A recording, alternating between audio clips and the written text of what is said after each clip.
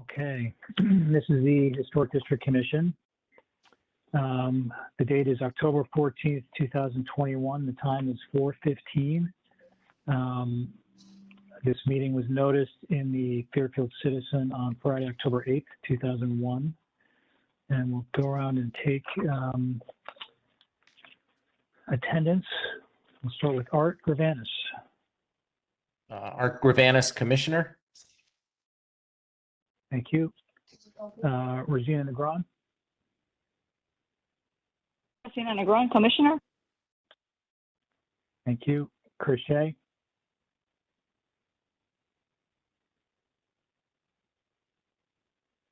Chris Shea.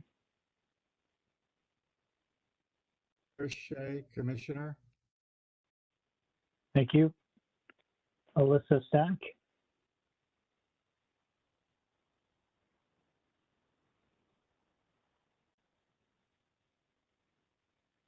Alyssa Stack.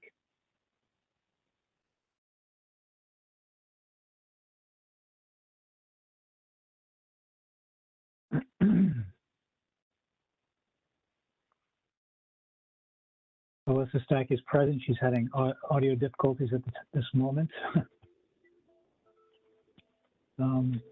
Yes, she's texting. So she's present. Okay. Jim Bohan. J.P. Bohan, alternate commissioner. Okay. And George Clark. George Clark is absent, and Darren Raymond Locke is absent at the moment, but she said she will be arriving late. And I am Adam Cliver, Commissioner. The alternate voting sequence this evening is Bohan, Clark, Stack, and since George Clark is not present, this is going to be Bohan, Stack. And I'd ask applicants and commissioners to please keep yourself muted if you're not speaking, so we can cut down on the background noises. So the first item on the agenda is Town of Fairfield, 725 Old Post Road in Fairfield, for property located at 725 Old Post Road in Fairfield, and the application is to A, install 5 Pennsylvania Globe decorative light fixtures and poles to match existing lights in Independence Hall parking lot. Do we have someone here to represent Town of Fairfield? Yes, that's James Ryan, Building Maintenance Manager for the Town of Fairfield, Department of Public Works. Thank you. Can you present your application, or do you need me to? I can try the best I can. Everybody received the paperwork. Yes, everyone should have received and reviewed the paperwork. Okay, so in order, I have basically we're matching the existing. It's really based off a working plan for the master plan for the landscape and design of Independence Hall. You know, it's a rough plan. I wouldn't, take it too seriously as far as there's a lot of parking lots and stuff like that, or that are more like a dream. But I took the idea of the lighting plan from that plan. And so if you see by Victorian Cottage, and the barn. James, I'll share your application. Thank you. With the commission, okay?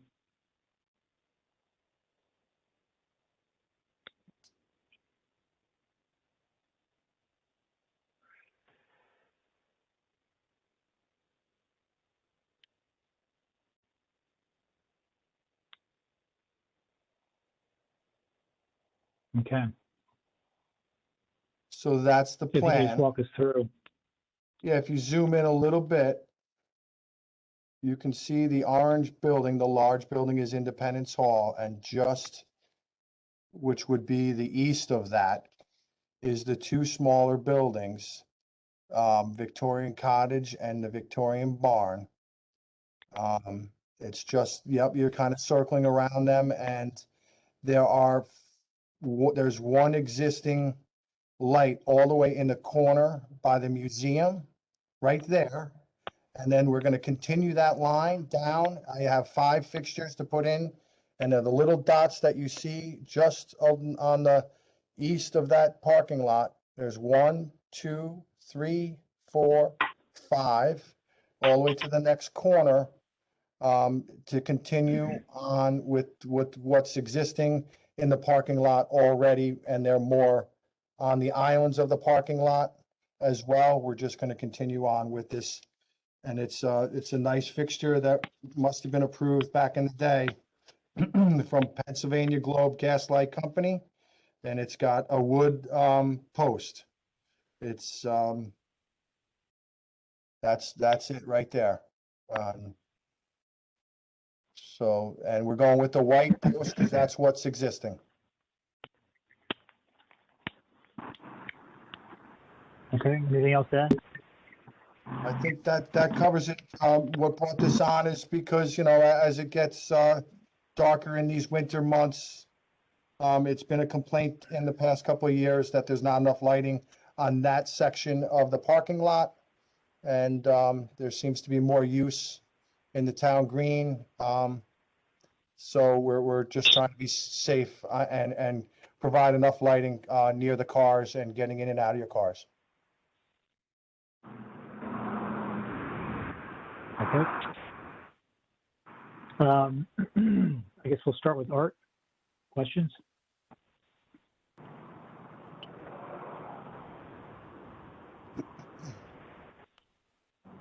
Dr. Van? For me, Adam.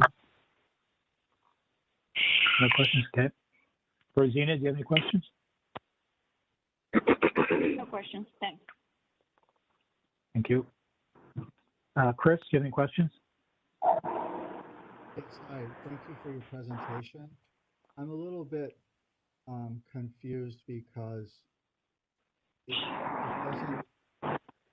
doesn't look, you said that one of the lamp posts already exists in the corner, and if I'm counting correctly, that means that there's only 4 new dots shown, and it also seems like the spacing is kind of random.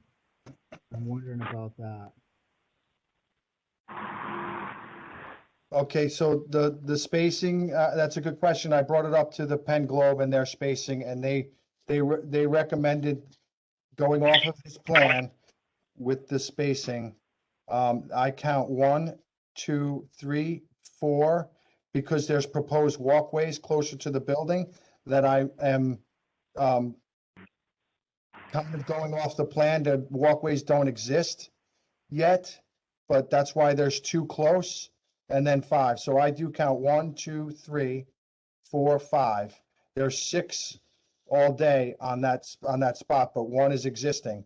And then I have to remind you that there are others that exist on the islands just to the south of the Independence Hall on those yellow islands under those trees. There's like 4 or 2 on each island, I believe. So I think there are maybe 5 existing right now, and we're getting 5 more on that. So I count 5. They're very small dots. I apologize. But that's because if you zoom in a little bit further, there's proposed walkways eventually. And so there's 2, a couple close, I believe. So if we zoom in 1, 2, 3, 4, 5. I guess if you wouldn't mind, is there a way to, with a cursor, can you circle the 5 locations that you're proposing? Because there's so much going on with this plan that I'm not approving.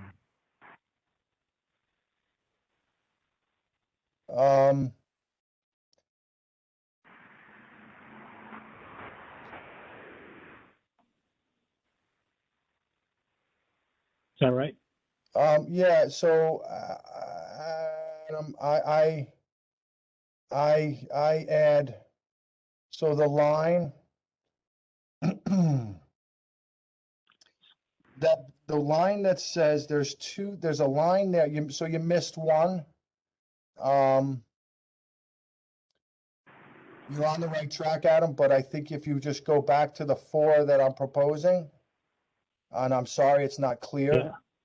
On the east side near the Victorian Cottage, there's a line that says pedestrian access to Museum Commons. That I think is a fixture, very close to each other because there is a walkway there. Yeah, that one. And then I anticipated that it's just to, the existing one is on the corner by the museum, and the one dot that you missed over there is what we proposed also.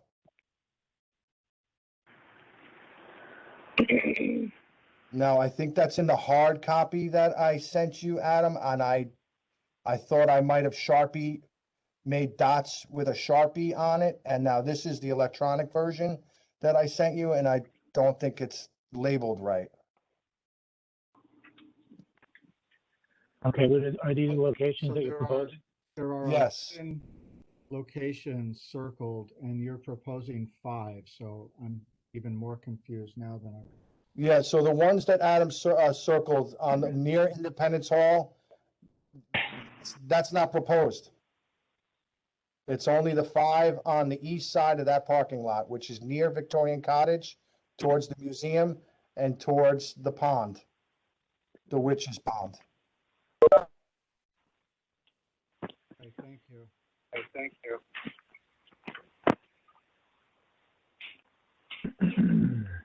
Okay, thanks, Chris. Alyssa, do you have any questions?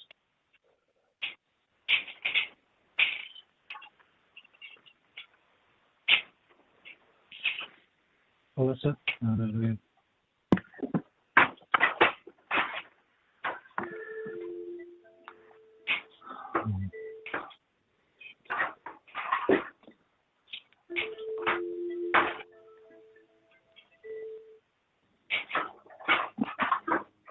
Can't get to my screen.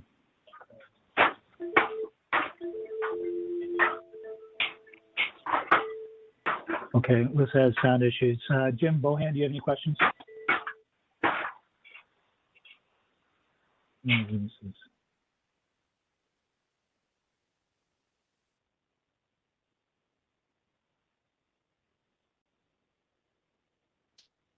Jim Bohan? Where's Jim? No questions. can't hear you, thank Jim. Okay, thank you. That was- And James, I do not have any questions either. Thank you. And I did not receive any letters in favor of this application, and I did not receive any letters opposing this application, so the hearing's closed. Thank you. Thank you. Next item on the agenda is the Pequot Yacht Club, 647 Harbor Road in Southport, for property located at 647 Harbor Road in Southport to A, replace guardrails on west side porch, and B, new condensing units on west side porch. Hi, Adam. Someone Thank here you for that. This representing- is Paman Azarm. I am the chair of the House Committee for Pequot Yacht Club, and I will be presenting for the Yacht Club. Great. I hope that this is going to be fairly quick. If you don't mind, I'm going to share my screen.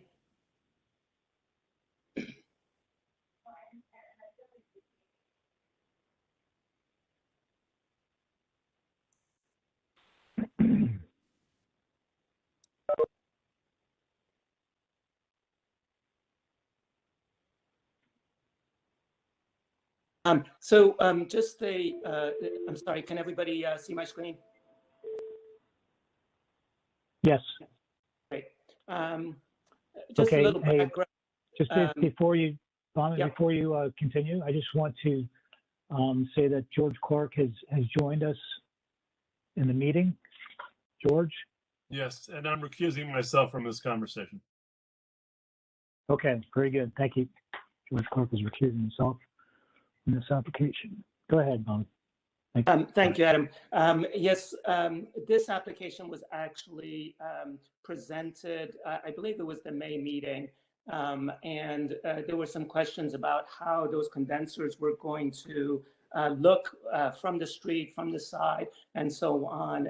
The condensers that we're talking about would be placed on the side porch that are overlooking the side that is Perry Green side of the building. And essentially, somebody said that it was a good idea to mock the condensers up there so that the commissioners could actually go around and take a look from the street and see how visibly they are. Now, unfortunately, we were not able to get back on the agenda during the summer months. We're back on them now. The condensers have been up on that porch for the past 2.5 or so months, maybe 3 months. I wanted to get back in front of this commission and present the plans again and see if there are any objections, if we can move forward with installing the condensers permanently.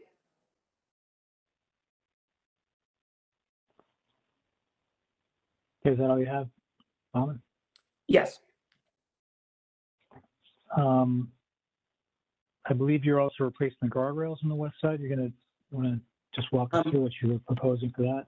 Yes, Yeah, the pretty guardrails straightforward, essentially were going to go ahead and mimic the guardrails that were approved for the main second floor porch over there that were constructed, installed, painted, and they've been up for the summer. So the reason to replace the guardrails is really to make sure that they match the guardrails that have been replaced over on the main porch. Okay. Thank you, Bauman. Rosina, do you have any questions? No questions. Thank you. Chris, do you have any questions?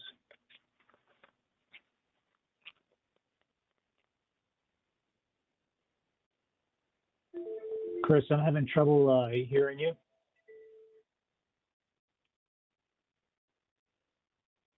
Hi, Riche? can you hear me now? Yeah, you're really muted though. It's hard to hear you. Maybe you have to turn up your volume or something.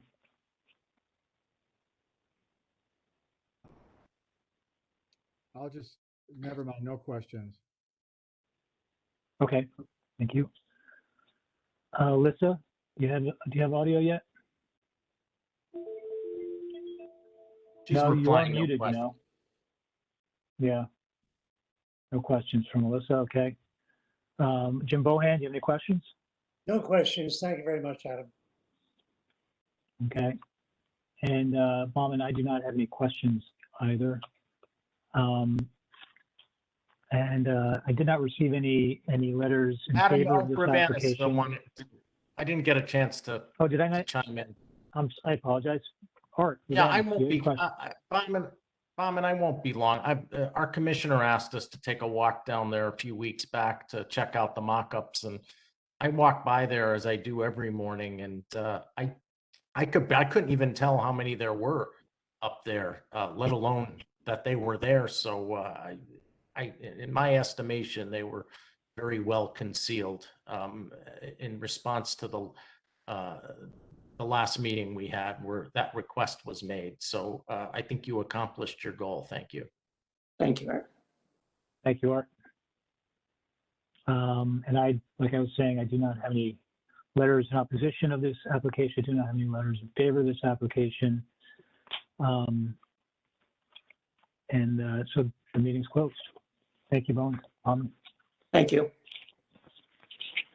Also, I've noticed that Darren Raymond Clark has joined the meeting. Darren? Hello? Yes, I just had to get to my mute button.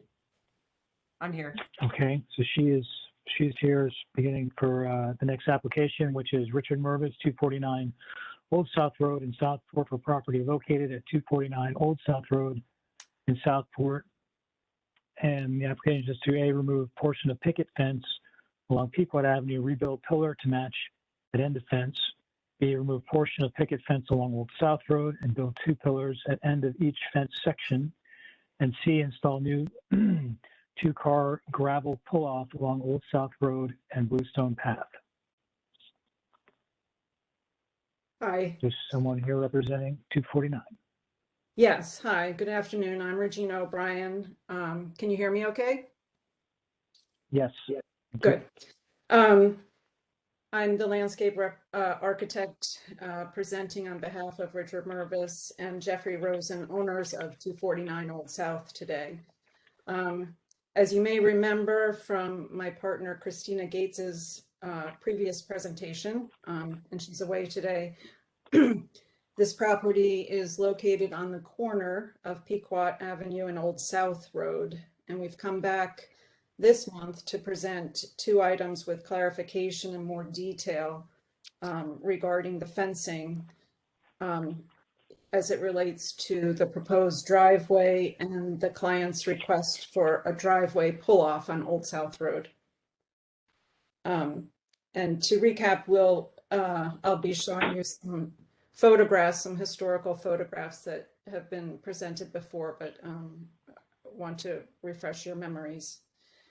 So I'd like to share my screen now.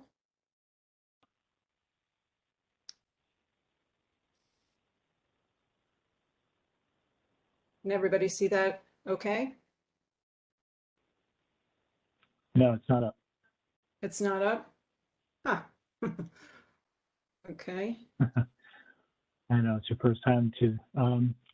Yeah, so I pressed. Yeah, you have to go through, if you click on share, and then you have to navigate in your computer to find what you want to share.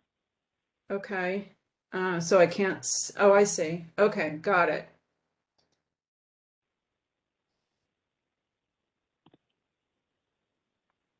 Is that visible? There you go. Great. Yes, Okay. perfect. So item A, to remove a portion of the picket fence along Pequot Avenue. The fence currently runs from here and then a small portion over here. And we're requesting removing the existing fence from this utility pole to the driveway. And this is because the alignment of the driveway works much better, it's much cleaner, simpler when the edges are aligned with the lines of the house as opposed to the lines of Pequot Avenue. As well, we can fit in more evergreen screen planting here if we remove that portion of fence. And, and there's a small portion of picket fence in poor shape that we also want to remove here, again, to put in some planting and to simplify the lines of the proposed parking courtyard, which has been approved previously. And we did, since the last meeting, come up with a detail for the post that would terminate the new end of the picket fence. And this is based directly on the existing post in that same area. So it would follow the same dimensions and proportions.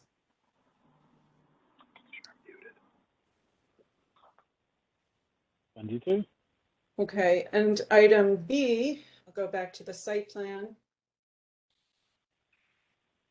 is to remove a portion of the picket fence along Old South. And this is related directly to item C, which is the creation of a gravel pull-off area, which I'll discuss in a moment.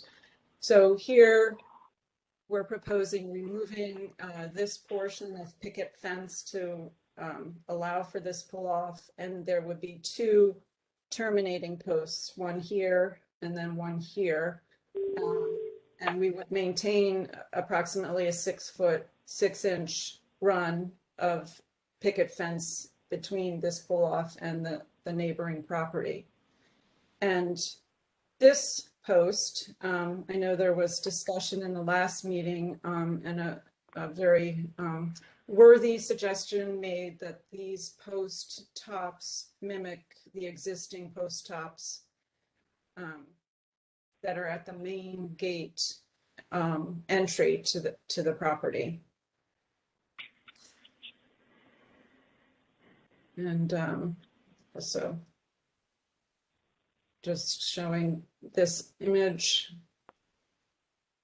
These are two historical photos, but you can see that same detail applies today.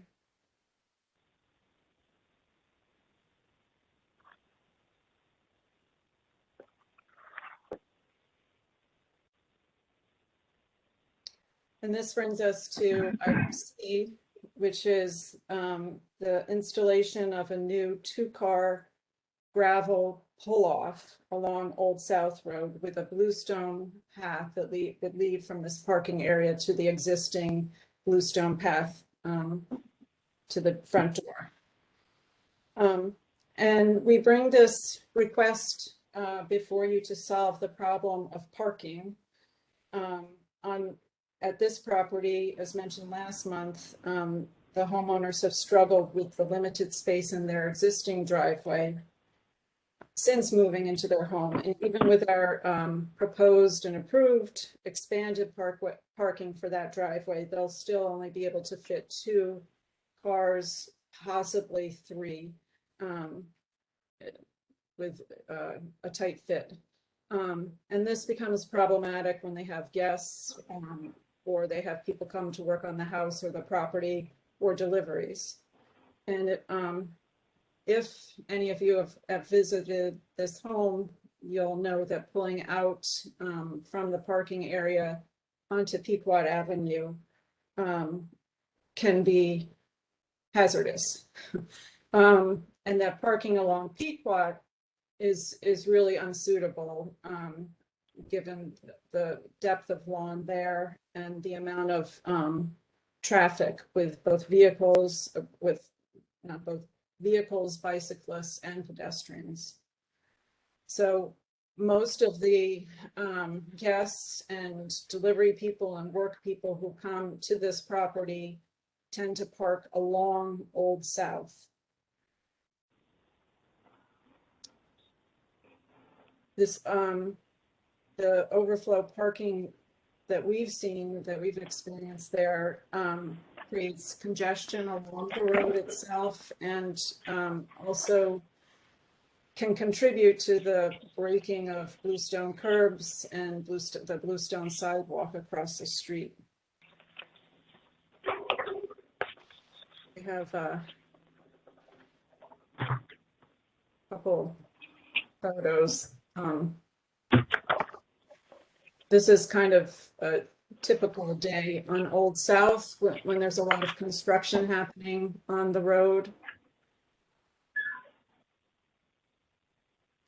This photograph is taken from Pequot Avenue looking toward the harbor, and the curb cut for this proposed parking area would go beyond this tree on the other side of the tree. So from this view, it would be a discrete view as you drive onto Old South. We've reviewed the solution with both town engineering and the planning and zoning department, and they both approved the curb cut.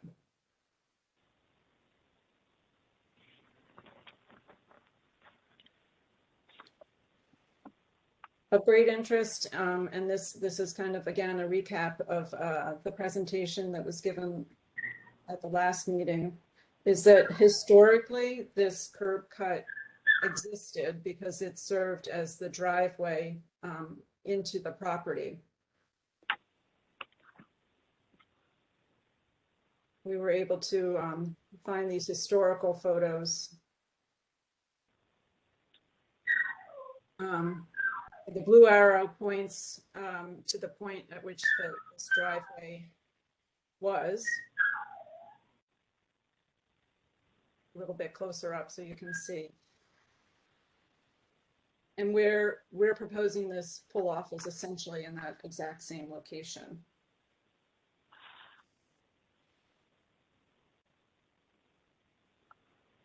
And again, if I can refer to these old photos, which we feel fortunate to have found because they're so compelling. this actually shows that opening along Old South. So in both this photo with the girl and with the dog.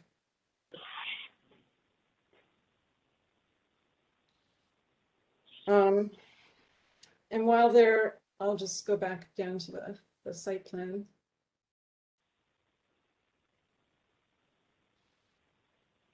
So we recognize that there may be discussion of whether this parking pull-off will look pleasing and appropriate. We strongly feel that by recreating the previous driveway entrance and using gravel, we are discreetly and sensitively helping to solve the parking problem on Old South Road in general, and for this property specifically. And as many of you know, Southport Village has become a destination for weekenders to walk, drive, cycle, and explore. While driveway pull-offs are not always ideal, they do serve an important purpose and help those living in the village to keep the streets clear of congestion. So coupled with historic precedent, which we think is significant, we feel that the benefits to this pull-off outweigh any potential negative aspects. And we hope that you do find our solution to this parking problem one that considers the overall history of the property as elegant and logically as possible, as we worked with the proportions and the materials to try to achieve that. And as always, we're open to suggestions. If you find there are any specific design elements you think would be more in keeping with the historic district guidelines. And I welcome any questions you may have. Thank you, Regina. Chris, do you have any questions?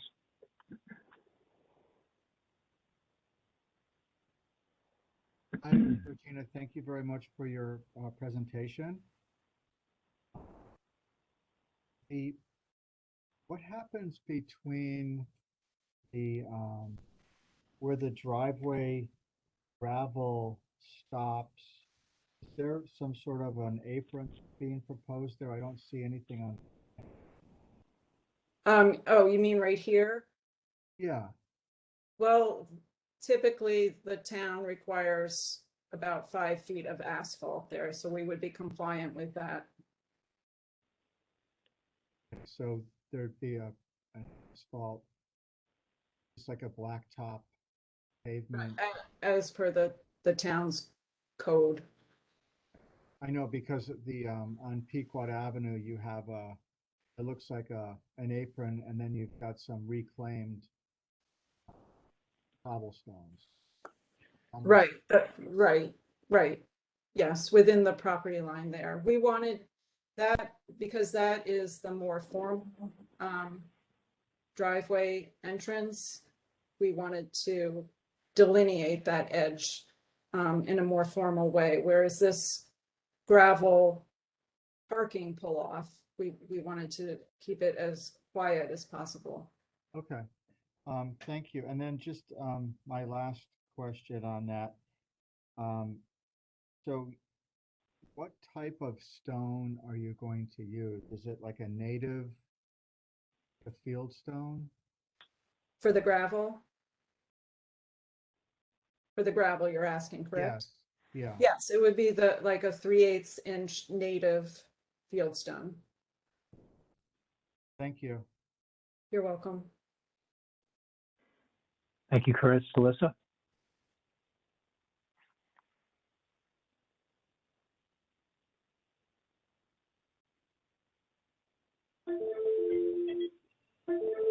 Any questions from Alyssa? Alyssa, you might want to try going up to the audio, video, and video button, and then logging out of whatever audio you're in and call back in on your phone. Next is Jim. Do you have any questions? No questions, Regina. Thank you very much. You're welcome. George, do you have any questions? Yeah, a couple of questions. I'm not sure I see the need, but I'm just I'm not in favor of removing the white fence in front of the house on the Pequot on Avenue. If you're just going to replace it with trees, I don't see why the white fence can't remain. Yes, I get the angular difference, but I think I'd just like to see the white fence maintained. That's just an issue. On the Old South Side, the one concern I have is the neighbor across the street is almost abutting to your driveway. And we're gonna have two cutouts. Well, he's gonna have a driveway against your cutout. And we're gonna lose more white fence on Old South. And I'm just not sure I see the cutout as a solution for the parking. If you've got a garage with a car and at least 2 spaces in the nook in front of the house and at least 1 in the driveway, you've got 4 on the Pequot side. And yes, I understand all the construction on Old South. I live on it. So those cars that you showed are across from my house. But that's a construction thing, and it comes and it goes. And although it's been going a lot lately, I don't think it's a forever situation. They had it when I built, and they had it when they redid the Whitcomb house, and they're redoing it now that they're redoing the Reynolds house. So I'm not sure that you need to have as much parking as and I don't think anybody minds parking on the street. May I address those questions? Absolutely. Okay. Of course. So regarding the fence along Pequot, it does continue into the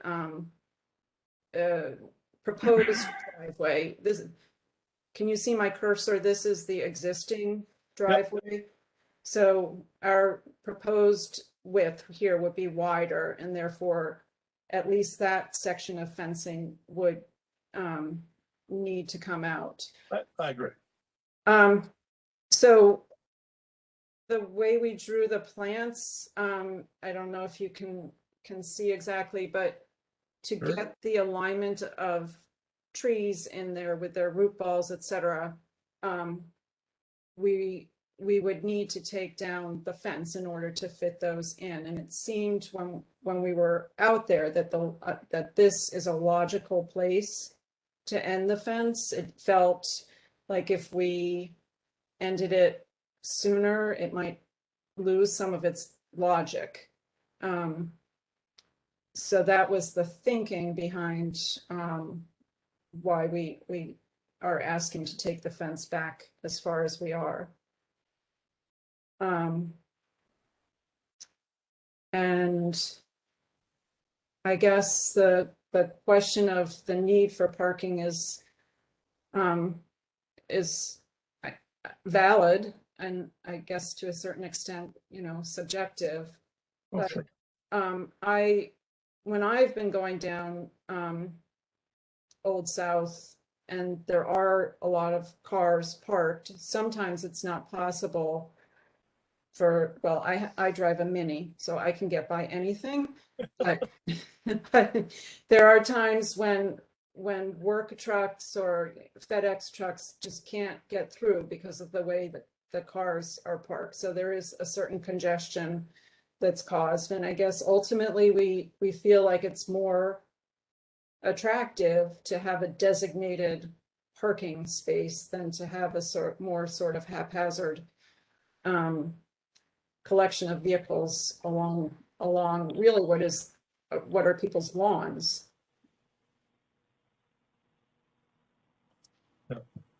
Okay, I appreciate your thinking. I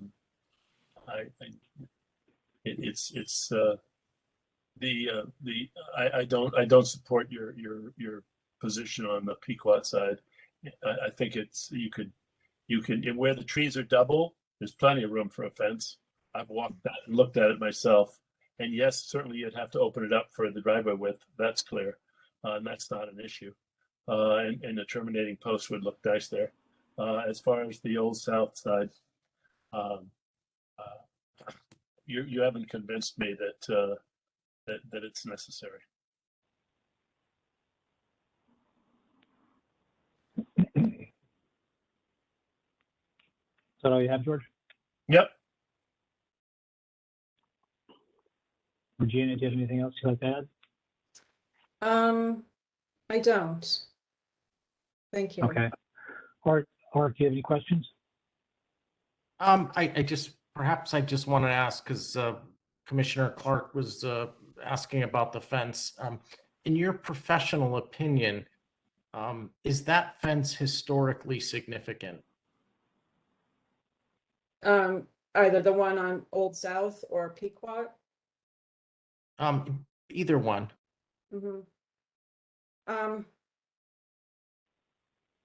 Meaning, I mean, is it I'm just asking, is in your professional opinion, I'm not looking for one answer or another. I just, for my edification, as a layperson, are either of those fences historically appropriate for this property? I would have to defer to an architect who's more well-versed in architectural history than I am, but to answer that specifically, in terms of when exactly the fence was it installed when the house was built? I don't know. Okay, that's fine. That's helpful enough. Thank you for that. Okay. Thanks, Art. Darren? No questions.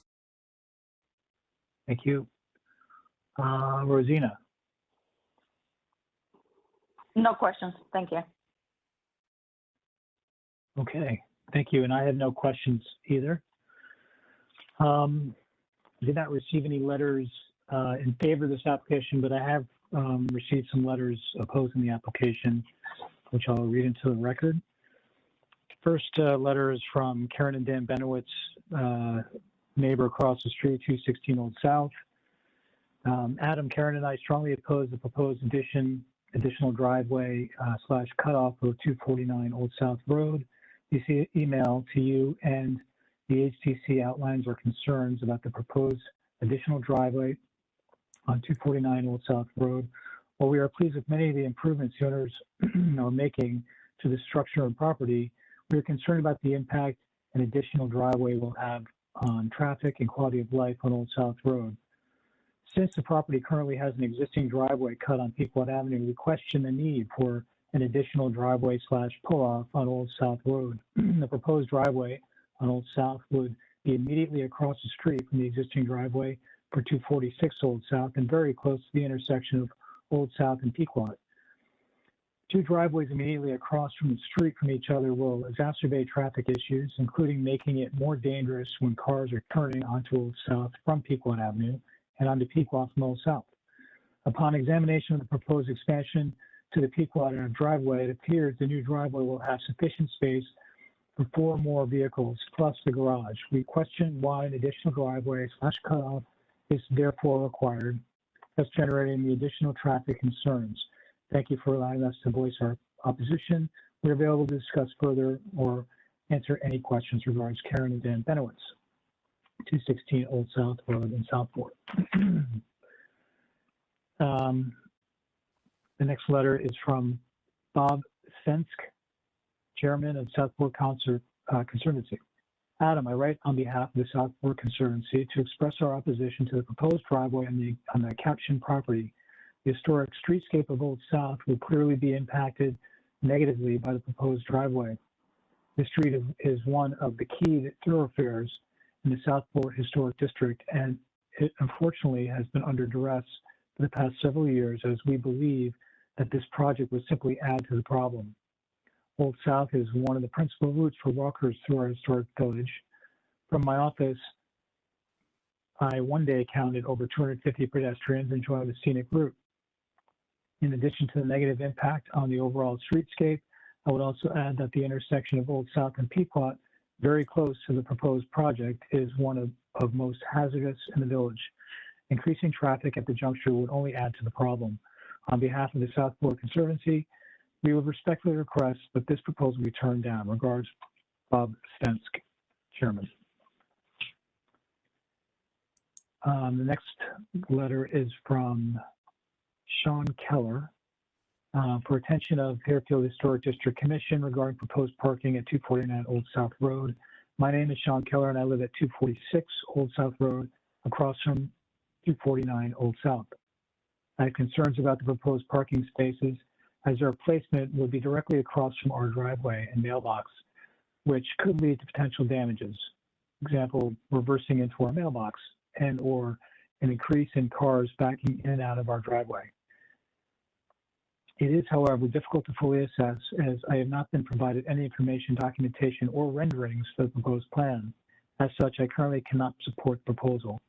Kind regards, Sean Keller. And that's all I have for this. I do not, like I said, I don't have any letters in support. So the hearing is closed. Thank you, Regina. Okay, I'm not able to comment on those letters. Is that correct? Actually, probably you can. Would you like to respond to these letters, please?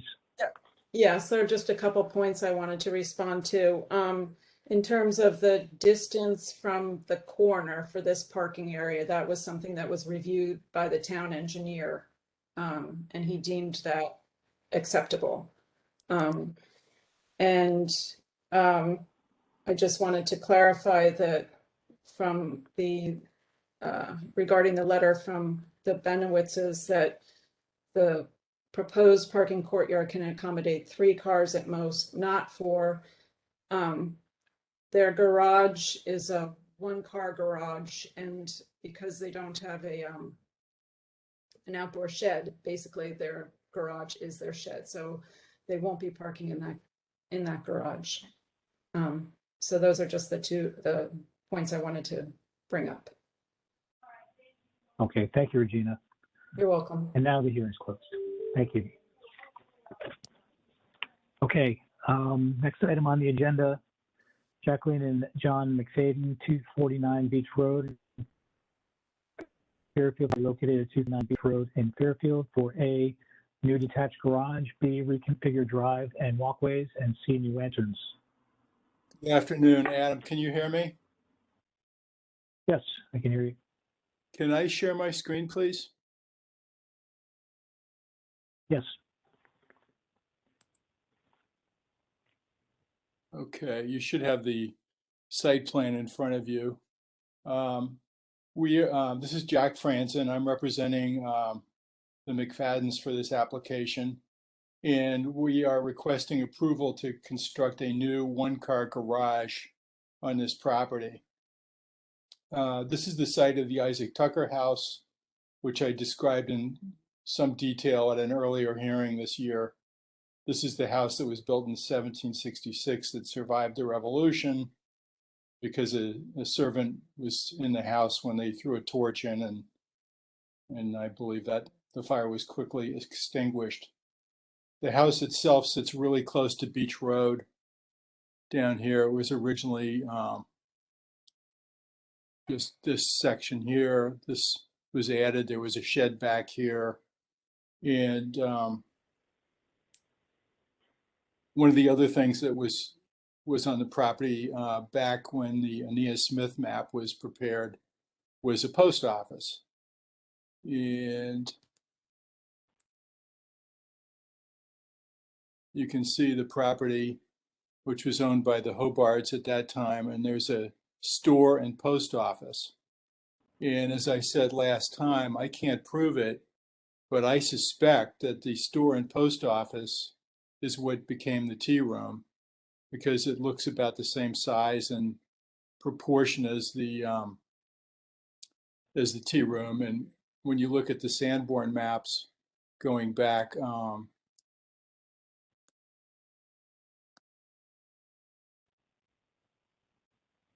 this is the 1830 Sanborn map.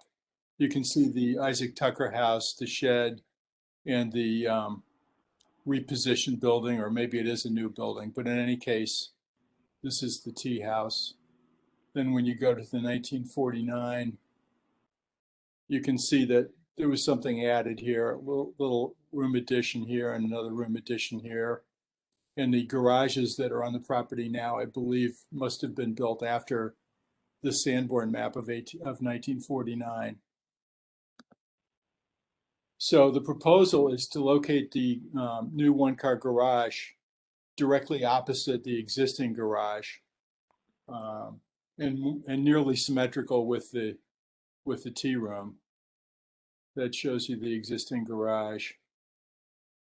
This is the positioning of the new garage as you look at it from the north. And this is what it would look like from Beach Road. And what we aren't showing on this drawing is this building has the board and batten siding. We're proposing to match it. Pretty much match the roof line, match the dimensions. The front of this building would line up with the front of this building. And if it weren't for the fact that the garage sticks into the tea house by about 4 feet, it's nearly symmetrical. We kind of thought it would make sense to frame the old tea house, and we didn't feel that the addition that was built after 1949 was as important as the tea house itself. There's only one alternative to this, which would be we could have tacked on a garage on the end of the existing garage. It wouldn't have been as convenient, and it also would have required going to ZBA, and I doubt that we'd get permission to build as close to the property line now as with that existing garage. The proposal is to match all the materials, the leaders, the copper flashing, the proposed lanterns. They would all match what was proposed and or approved. You can see here's a picture of the tea house, the existing garage, the post-1949 addition, and you can see the whole thing in its context here. The windows and doors would all be wood, all STL construction. The siding, all wood, the trim, all wood. And the lanterns would match the ones that were approved at the last hearing. So with that, I'd be happy to answer any questions that you might have. Thank you, Jack. Alyssa?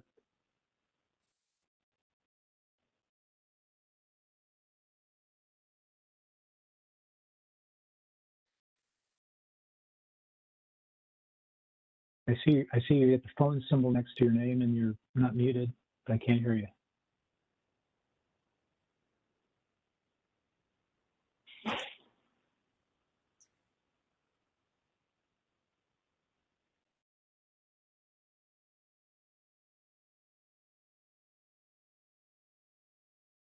Okay, we'll move on to Jim Bohan.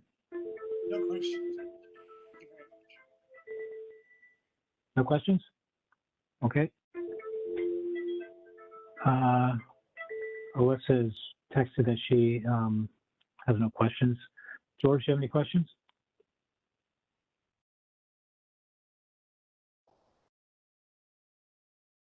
George Clark.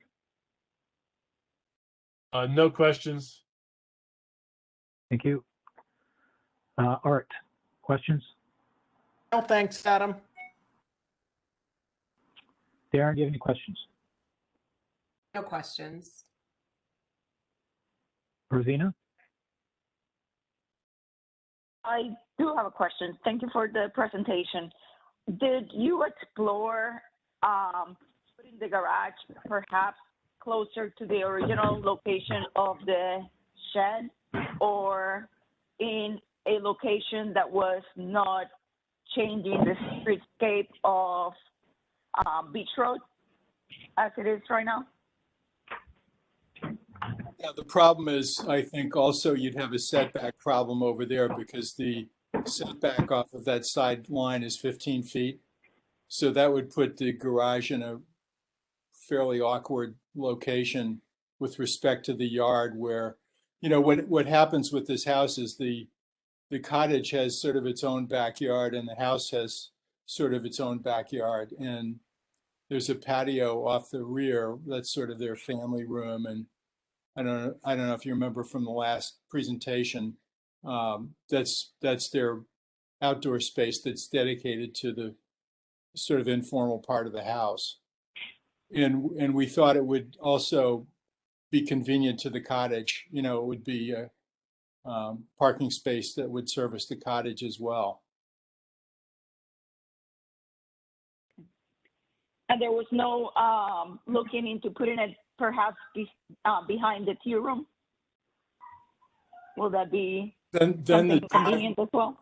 Then the driveway would have to somehow weave its way into the backyard of the house. There would be a lot more paving to accomplish that,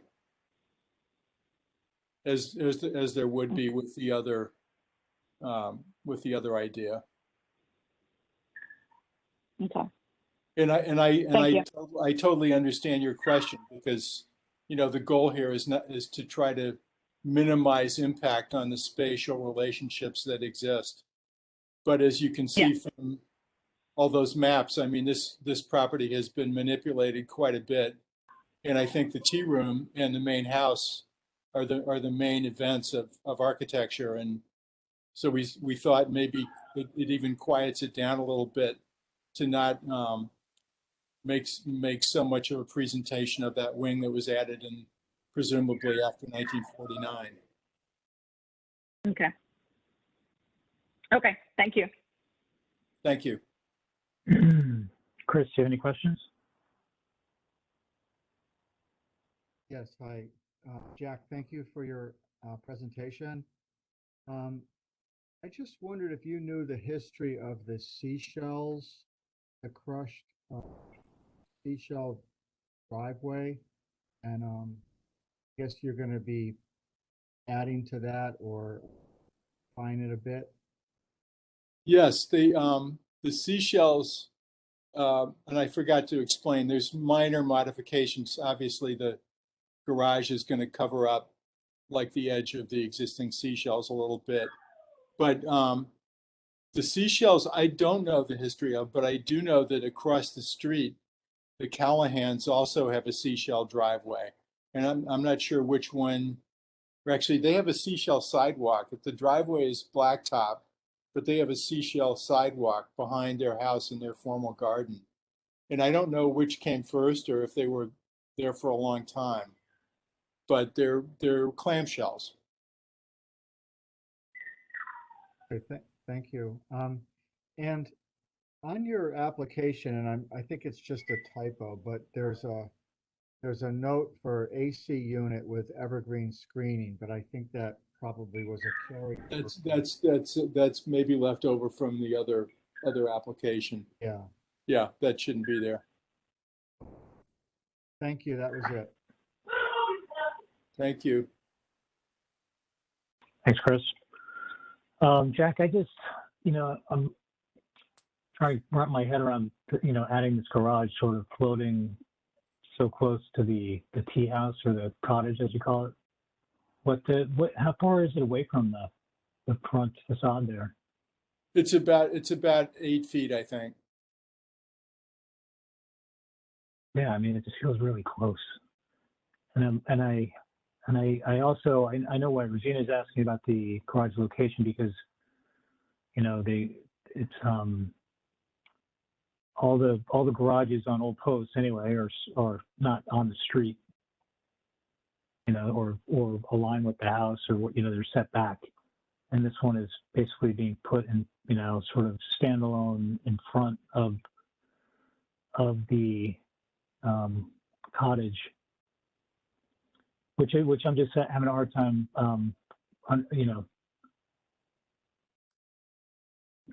seeing how it's going to actually be on the site. I mean, I understand why you're doing what you're doing and sort of mimicking, mirroring the right side and to the left side and creating that symmetry. Okay, I get it. Is it going to feel really crowded on the lot? everything just jammed in there? You know, it's my Well, concern we had anyway. actually, go ahead. Were you going to say something else, Adam? No, go ahead. Yeah, originally we had contemplated connecting with a little breezeway to the side of the cottage, and we eliminated that. And I think the logic back then was we went to Matt Decker at zoning, and it was interpreted by him that if we connected the cottage and the new garage, it would be construed as increasing a nonconformity because it's a second dwelling. So that's why they're detached. But the idea was to have it serve the cottage so that if whoever's in the cottage can park there and just walk over to the door of the cottage. I don't know if that makes Okay. sense. No, I understand. I mean, from a use perspective, I understand, and Yeah. from a zoning perspective, I guess I understand what, you know, the limitations that you're working with. I mean, the other concern is changing the streetscape. You know, the existing streetscape now. If you go back to the existing elevation from Beach Road, you know, you have the proposed, and then you go down and they have the existing. So now we're altering this you know, this elevation that's been there for I don't know how many years, right? Right. Which is a When the concern. You know, with opposing garages, you know, which so yeah. that's why I'm just having trouble wrapping my head around the idea of adding another garage, you know, right across from that one and covering up all this, you know, historic architecture behind it. Well, the point I was trying to make was I don't think that this 20th century edition is anywhere near as important as the tea house itself. And I Right. don't know when these it. garages were built, but they were 20th century editions, and I think it would have been nice if they could have gone somewhere else. But you can just see the way the property's set up. It wouldn't. There's almost no other place to put it unless you start extending the driveway all the way around, weaving around behind the property's really deep. I mean, there's a ton of space, but I think it would be a real mistake to try to weave the driveway, you know, somehow come around and put it back here. I mean, it's a beautiful backyard. I'd hate to see it paved. Right. And so putting it to the left of the tea house, or that, when do you think those 20th century additions were done, like roughly early 20th century? This to me, I have no idea, Adam, but it's definitely after the last Sanborn map, which was 1949. Oh, right, you pointed that out, okay. This must have been later because it didn't even show up on the Sanborn map. Okay.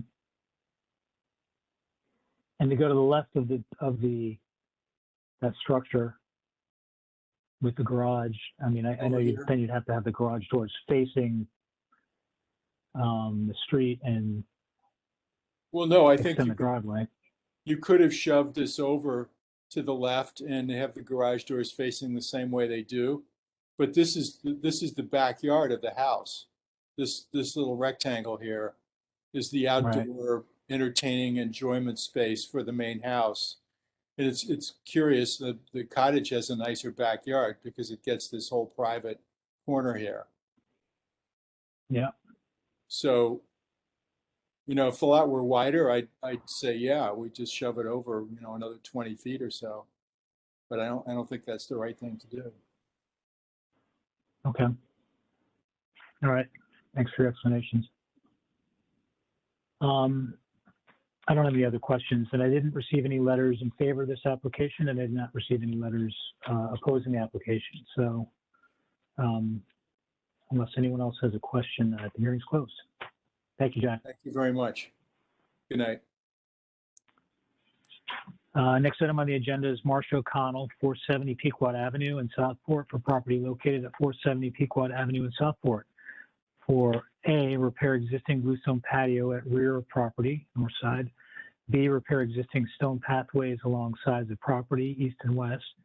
C, remove overgrown hedge that was planted to hide an existing generator and replace with fence and gate. And D, new arbor and gate between parking area and rear patio. Is there someone here to present for 470 Pequot Avenue?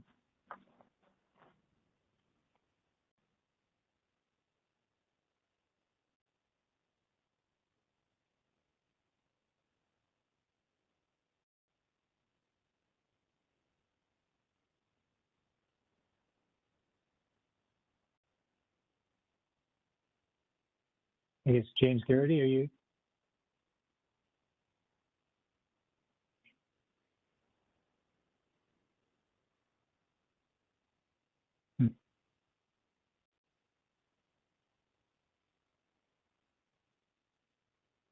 Can you hear me now?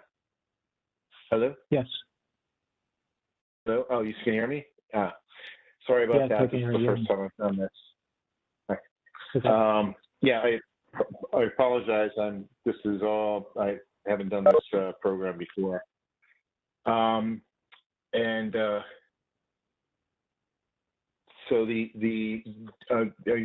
don't know how to share the drawings. I do have them up on my computer. There should be a button on the bottom of your screen that says share.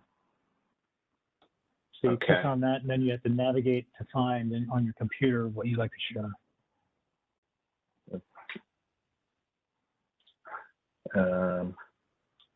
Apologize, I don't see the share button on the bottom of my screen here. If you don't have it on the bottom, then if you go up to the top, have you the pull down menus, file, edit, and then there's one that says share.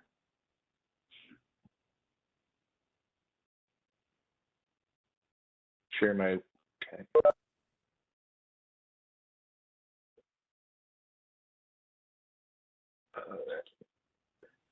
So you have to, I think you're sharing your WebEx at the moment. You have to share, navigate on your computer to find what you'd like to share. Okay, I apologize for being naive about this. It's okay. Okay. So sharing my meeting and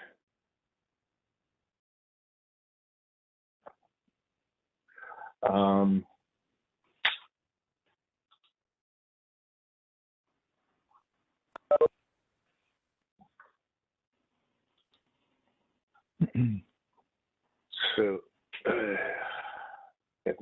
would you like me to share for you? What's that? Would you like me to share for you? Yes, please. Okay.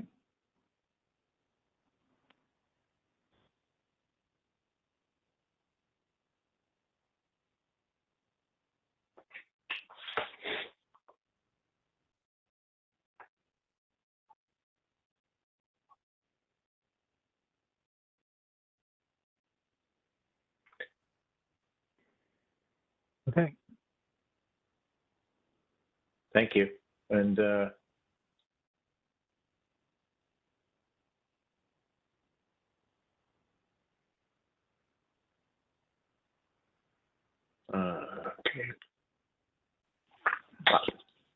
Here we go.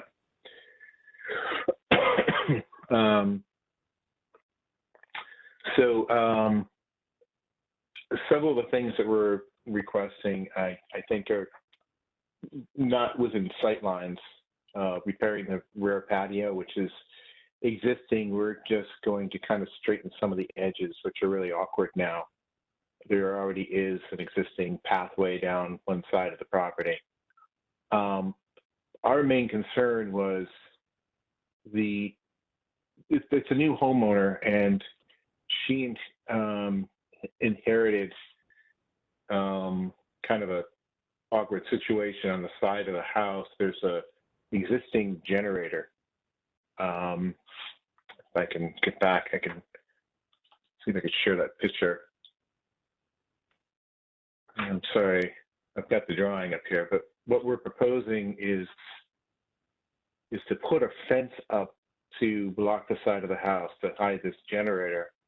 Right now, there's a hedge that was planted that's really overgrown and unsustainable. It's a arborvitae hedge that is just not the appropriate plant for that spot.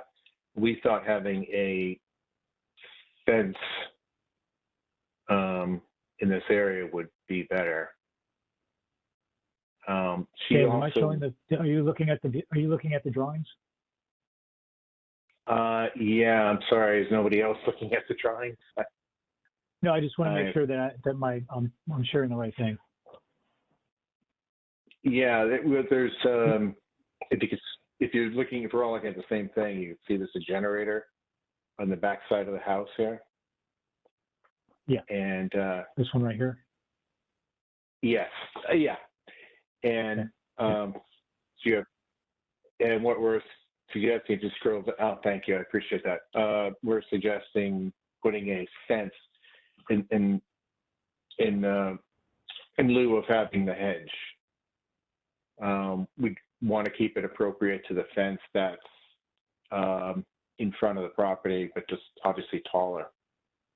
The other thing that the homeowner requested is she has an entrance to the back of the property off of Station Street, and she would, it's wide open into the back of her property, which is the only usable space really on her, private space, and she'd like to have an entrance gate there with an arbor possibly, but just to give her more privacy for the backyard.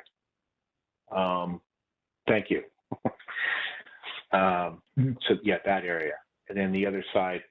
If you wouldn't mind scrolling back up, maybe you can mark the other spot that I was talking about, where the running a fence. You could see that there's a bow window, and we're proposing keeping the fence in front of that, because just behind that, it's very tight and awkward. There's a cellar entrance door, and then just behind that is the generator and the AC. So we also, in addition to the fence across the front of the property, we're suggesting also having a fence between the cellar door and the generator, so that it will hide it even more. Any questions for me? Thank you. Yeah, so we'll start with Jim. No questions. Yes. Thank you very much. Thank you. George, you have any questions? Yeah, nice presentation. Thank you. The generator, how tall is the top of that generator? To be honest, I don't have the exact measurements. I believe it's around 6 feet or so, but Oh, I so can. a 6 foot It fence. actually might be a little bit less than 6 feet.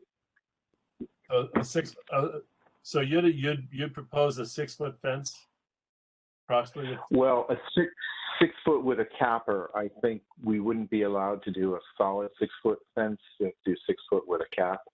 Uh-huh. I mean, the problem with doing plant material there really isn't anything that would be appropriate for this space, because everything grows way too big for such a small property, and would need to be maintained constantly for anything that's going to stay tall enough and narrow enough for that space. So it just seemed like a fence is the best alternative. And can you go back out onto the driveway portion, the upper portion, the other? Yeah, thank you. And okay, and that's just that's fine. Okay, no more questions. Thank you. Okay. Thanks, George. Art, do you have any questions? No, thanks, Adam. Okay. Darren, questions? No questions for me. Rosina? So just to get the clear idea, there will be a fence in front of the generator and then a fence that is set back from the front of the house. So it's two fences that is being proposed, correct? Yes. Okay. Okay, thank you. Chris?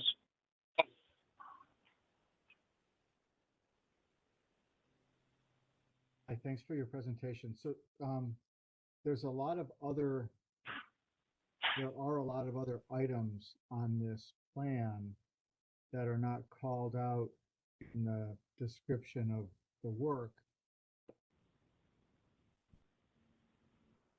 Other items, this plan,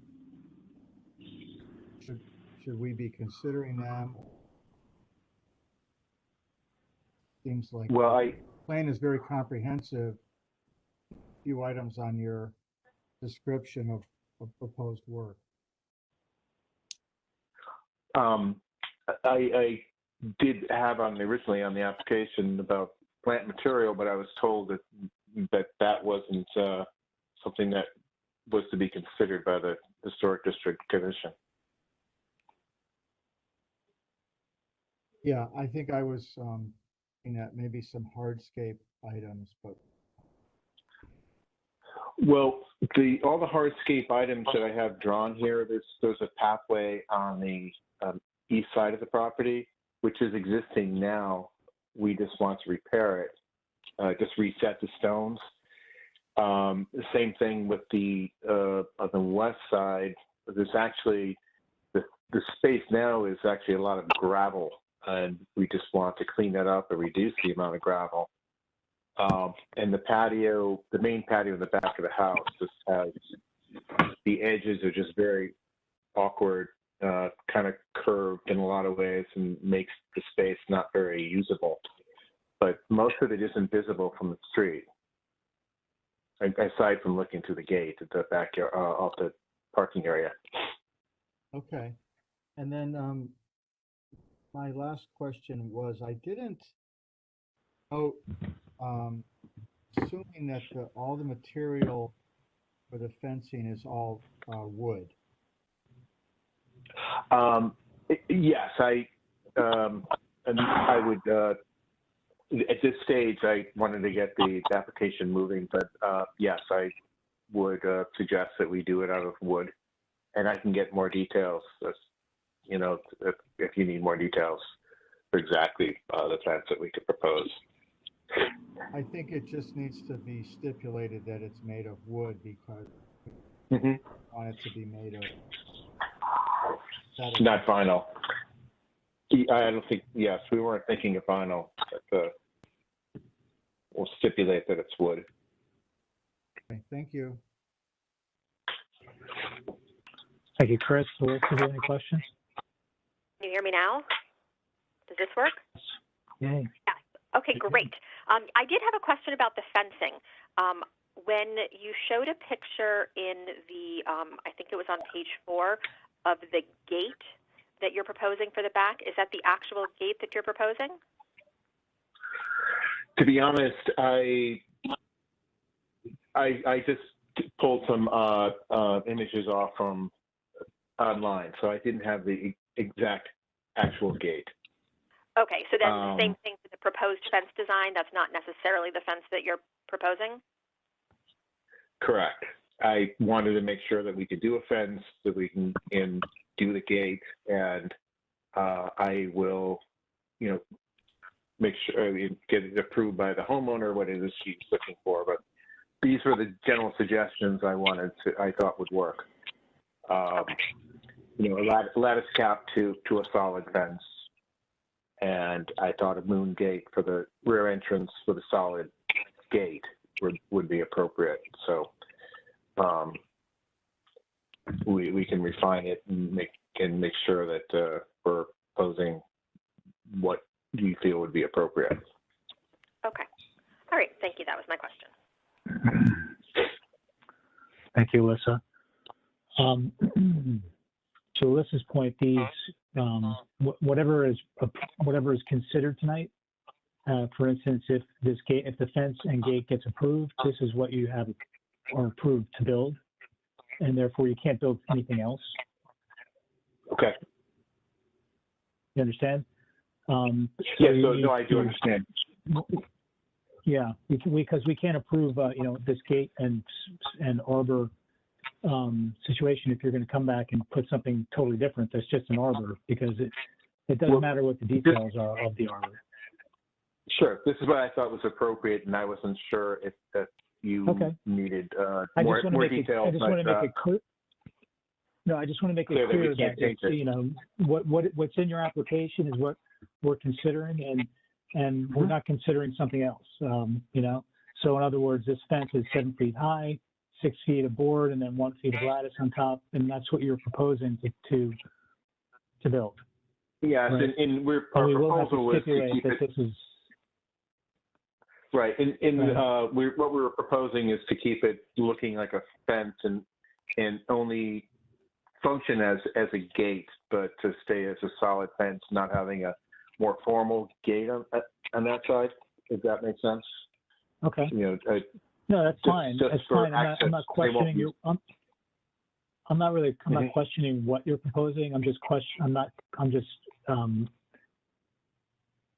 telling you that, because you seem like you're unsure because you haven't gotten approval from the client as to what exactly is going to be built. And I'm just telling you that we're considering this, this fence here, and we're considering this and this. These are the things we're considering. And, and if they're approved, then this is what you're getting approved. So you can't build something different. I understand. You can't build another fence. Wants to change it. If the client wants to change it, we would have to come back before. Yes, understood. Okay, great. And I did not receive any letters in favor of this application, and I did not receive any letters opposing the application. So the hearing's closed. Thank you. Thank you.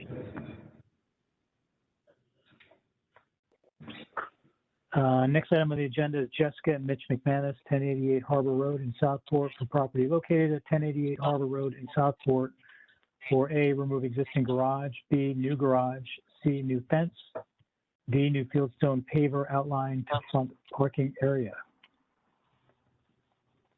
Hi, Jessica McManus, 1088 Harbor Road. I'm trying to figure this out myself. I know I did it last time. I just don't remember what I did. Share content.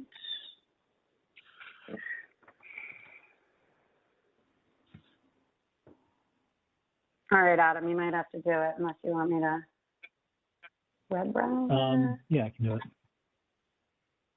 Like, where is it? I don't remember what I did last time. No. What the heck did I do?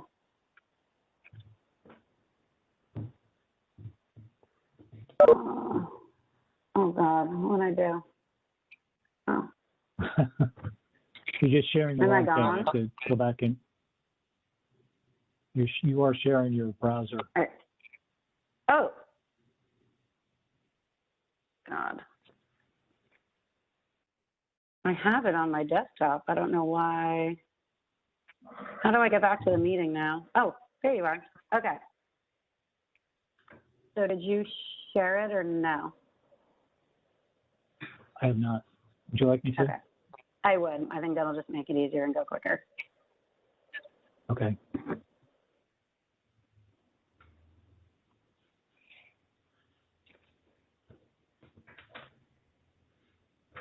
Okay. So you have to maneuver it, I guess? So that's just the application. Yeah. Here is the site plan, which you guys saw last month. Same, that's all the same. I did show you a little bit more where I was going to extend the gravel driveway that we have presently. I was just going to extend that same driveway. I guess next. Oh, can you make it bigger or no? What do you mean? This? I don't know. As long as you guys can see what you need to see. And maybe if you, I think, does it slide over? What do you? Okay. So that's more the roof lines that you guys were looking for last time. and the window sizes. Should I just keep going? Yeah, I mean, if you can just talk us through what you'd like to do. Oh, okay. Please sorry. enter your PIN followed by the pound or hash. Jesus. If you do not know Sorry. your PIN, please enter pound that or me? hash. No, I think that's me. Okay. Hang on one second. Okay. Thank you. I guess it really would be good if I could share this. So when you hit share, all the windows that come up for me are like Mail, Safari, Messages, News, and Notes. Where? Oh. There should be some to the right. Yeah. Let's see, other applications.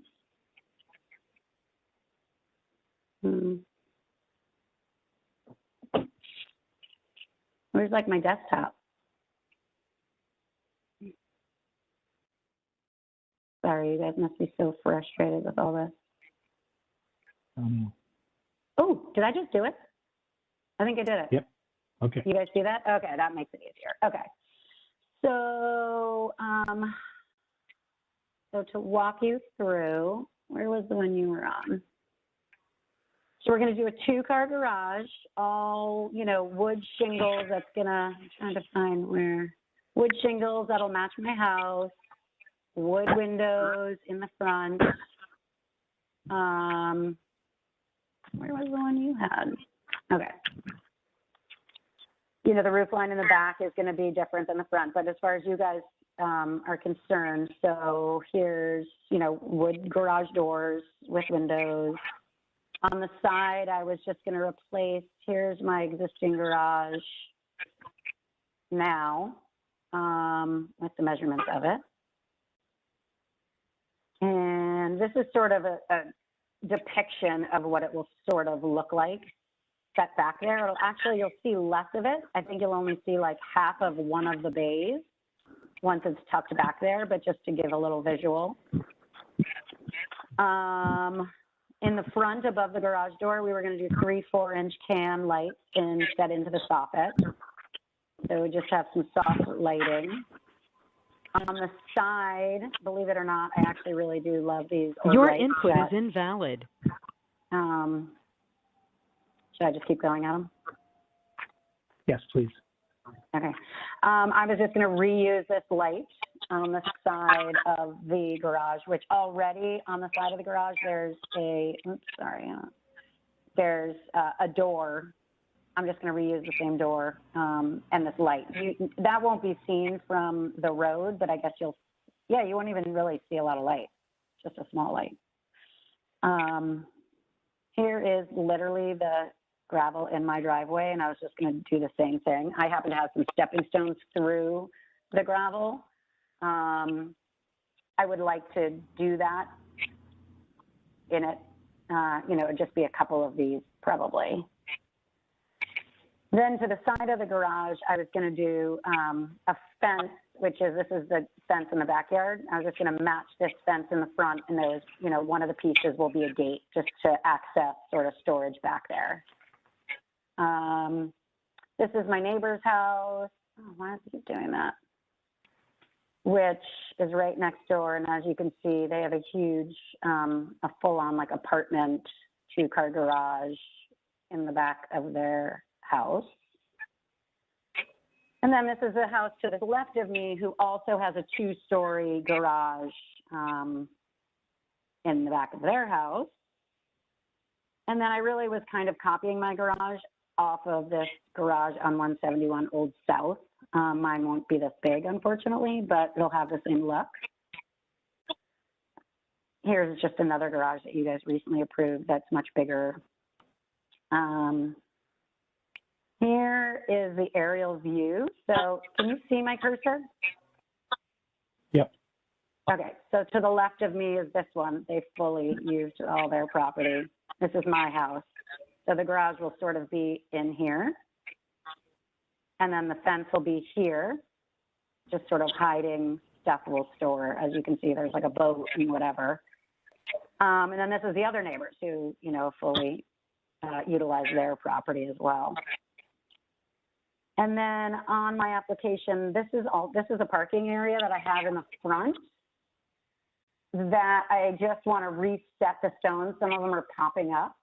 And to neaten it up, I was going to do one row of these, like, I don't know what you call them, quarter cobblestones. So I was thinking all around here, just to edge it nicely, I would do a row of stone to kind of neaten it and keep it clean and like define it from the street. So that's it. I probably went through it really super quickly, and I'm sure you guys have questions. Okay, thank you. We'll start with Art. None from me, Adam. Thank you. Darren? None from me, but thank you for putting in the street view pictures. It really helps me adjust to what I'm looking at. Sure. And Rosina? Thank you very much for all the drawings of the garage. Now it's a more clear idea, and thank you for the presentation. No questions. And Chris?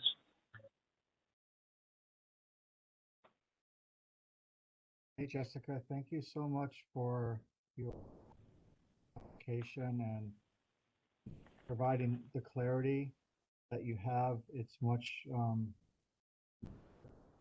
easier for me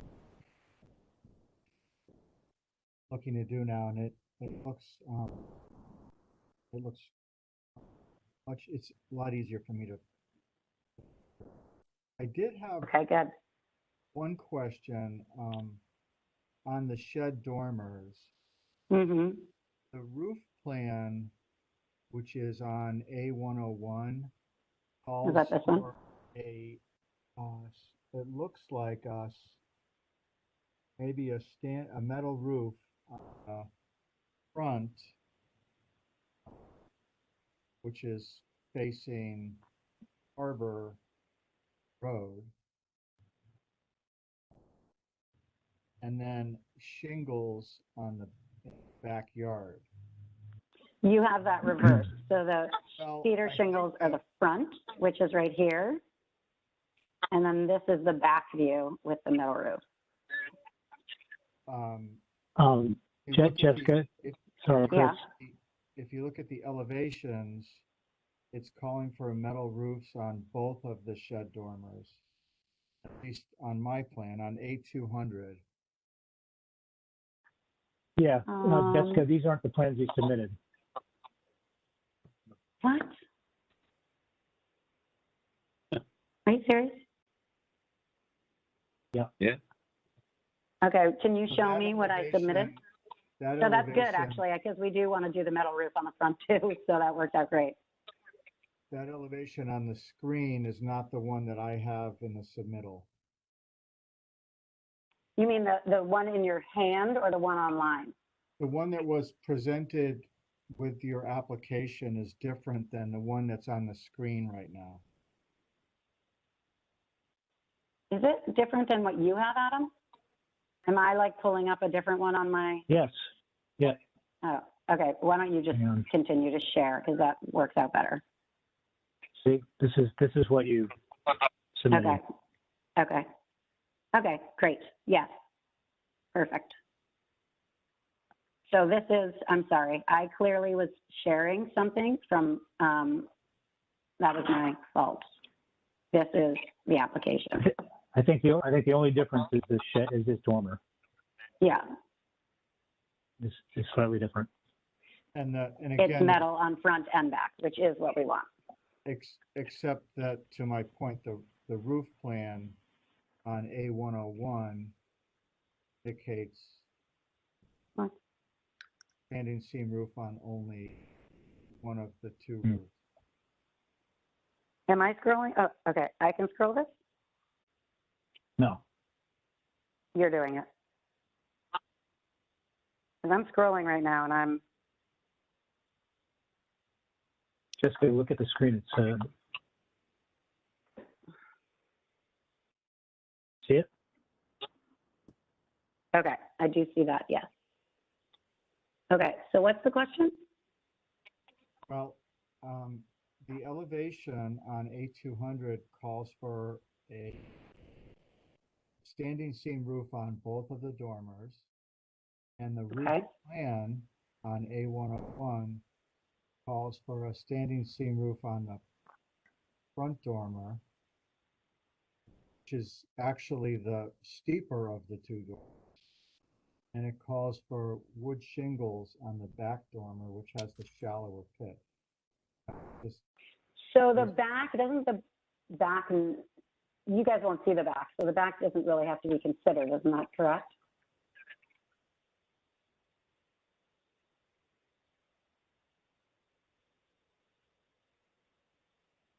Anybody? Well, Jessica, you're presenting this application, so there's a discrepancy in your drawings. Just clarify what you want, so we have Yeah, so we know we that want we're standing seam in the front and the back. Okay, I'm that not was sure my why it question. says that. Thank you Sorry for for right that to stipulate answer. that. Thank Yeah. you.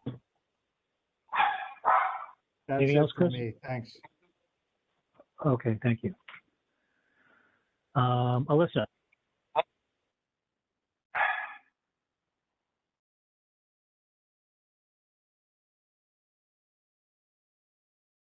Alyssa, you had audio last time.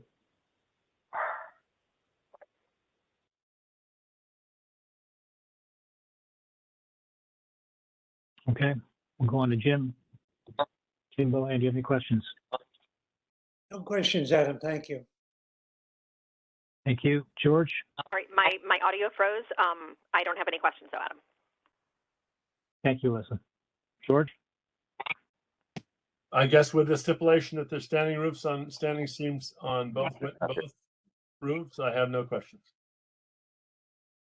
Thank you.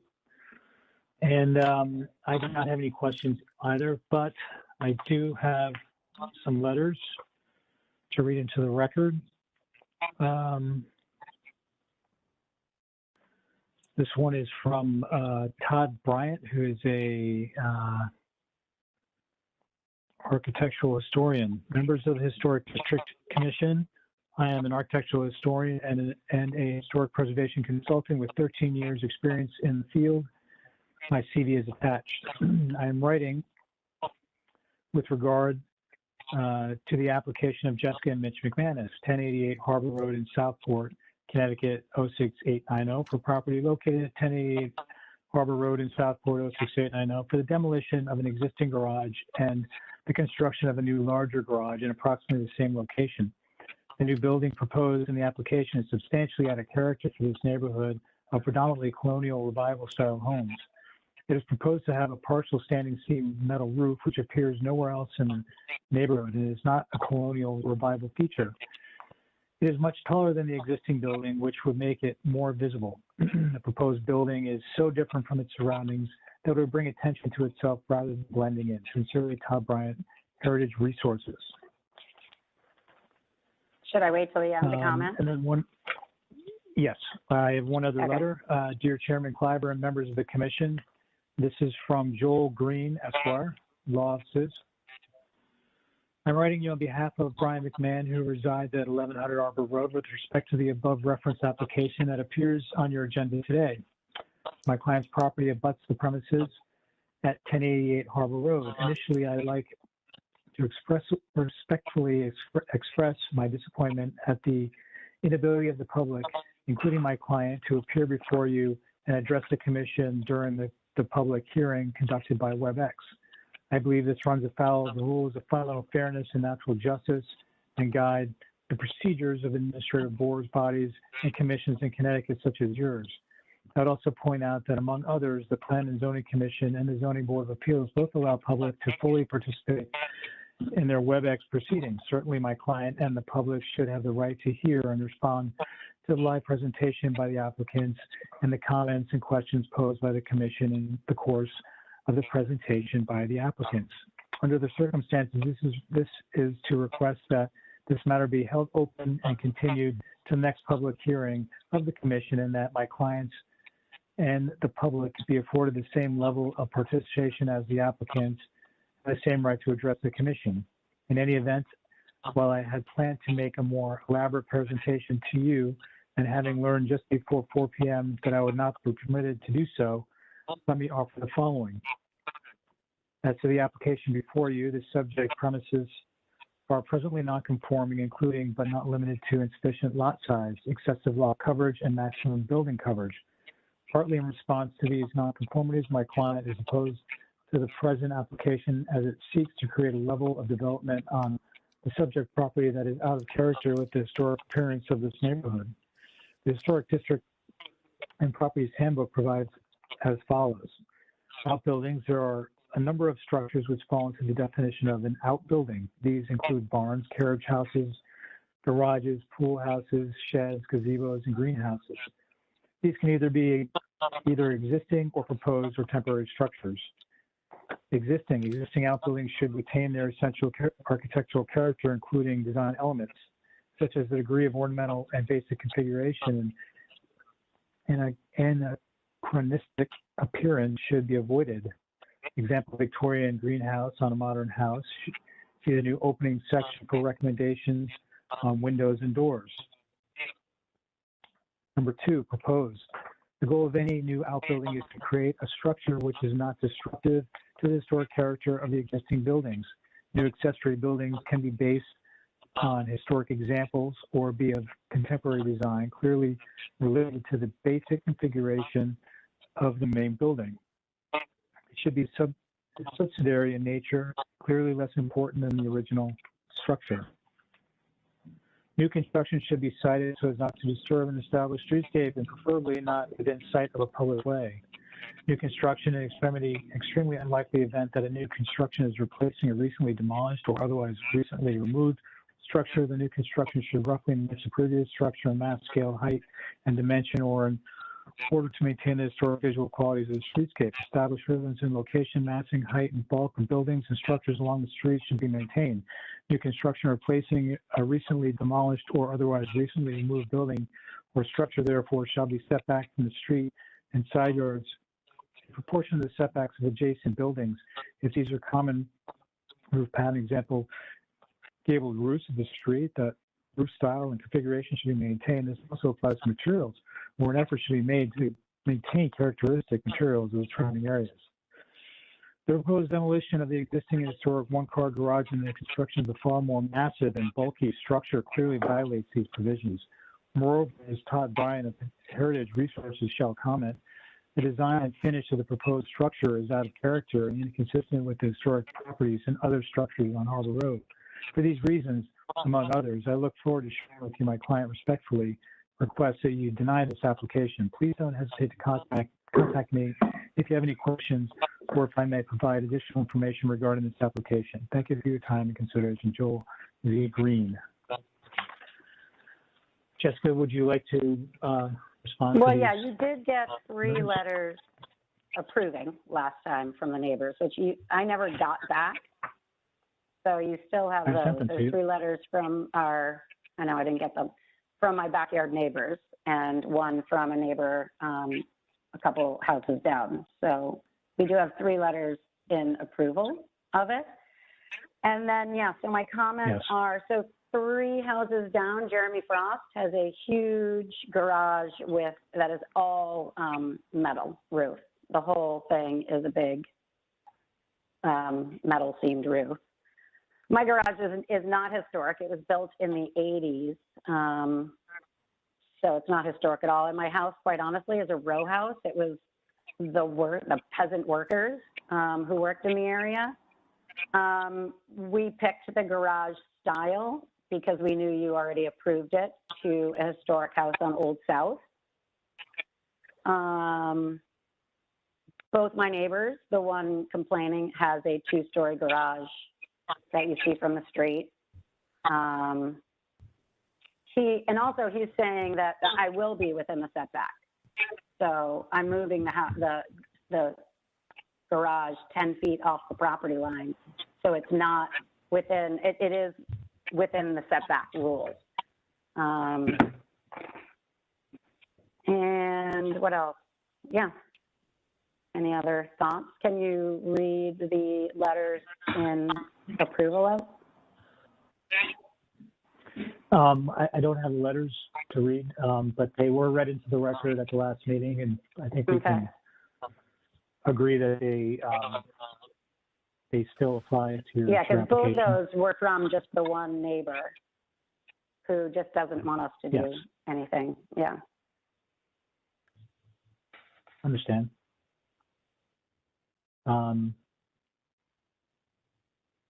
Does any of the commissioners have additional questions this time? Okay, and like I said, we did receive letters in support of your application, which were already read into the records at the last hearing. And Okay, so thank you, Adam. we'll take that into consideration. With that, the hearing's closed. Thank you, Jessica. Okay. Next item on the agenda is Mr. and Mrs. Robert C. Wright, 260 Harbor, I'm sorry, I skipped one. Eliza and Jacob Chang, 500 Pequot Court, Southport, for property located at 500 Pequot Court in Southport for a black iron fence with gate.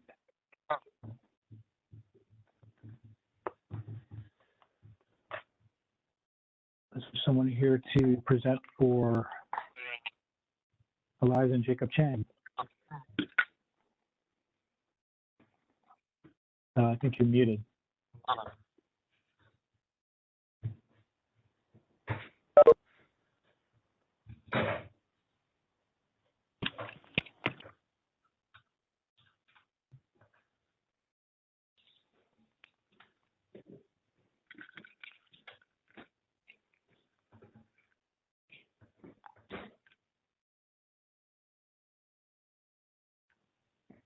There aren't those.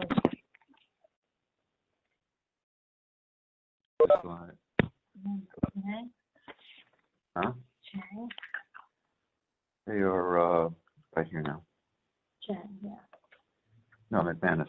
Well, they moved on to. Okay, well, that's Chang. Can you, anyone who is not presenting, please mute their microphones? Can you guys hear me now? Yes, is that Eliza? Hello? Yes, yes, You can hear me? yes. Okay, yes. sorry about that. I was on the dial and I'm not really sure what happened. Okay, glad that I'm on. I'm going to share my screen. Hopefully there will be less technical difficulty. This is Eliza Chang speaking, by the way, from 500 Pequot Court. And I have my proposal. Can everyone see that?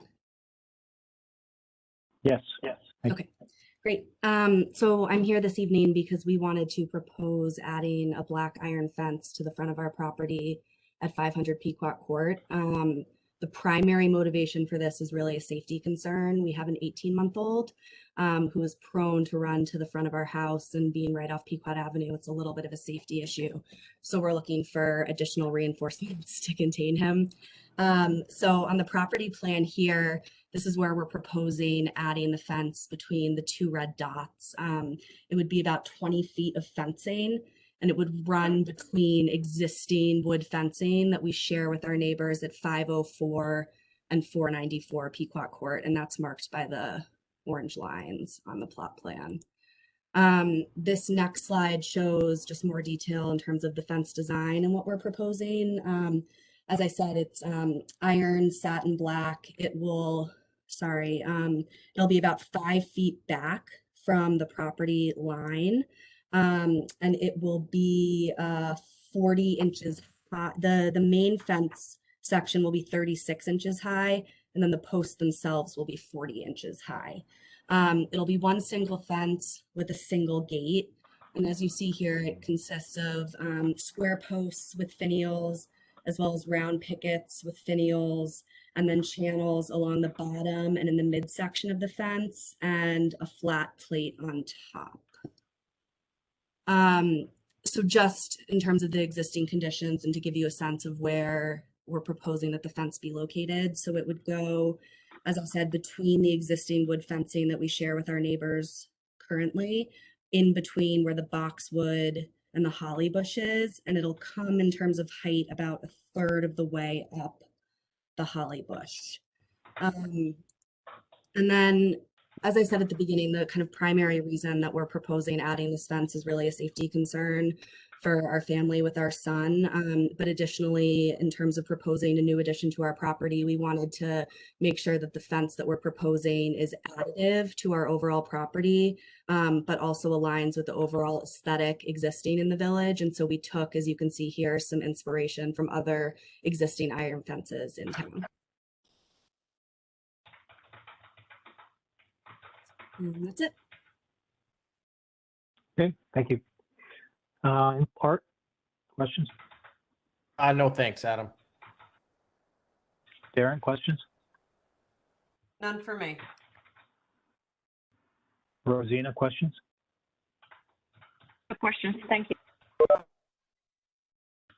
Chris, questions? No questions. Thank you. Thank you. Alyssa, questions? I don't have any questions, thanks.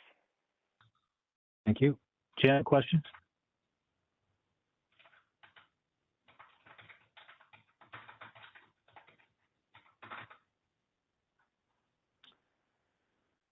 Jim, questions?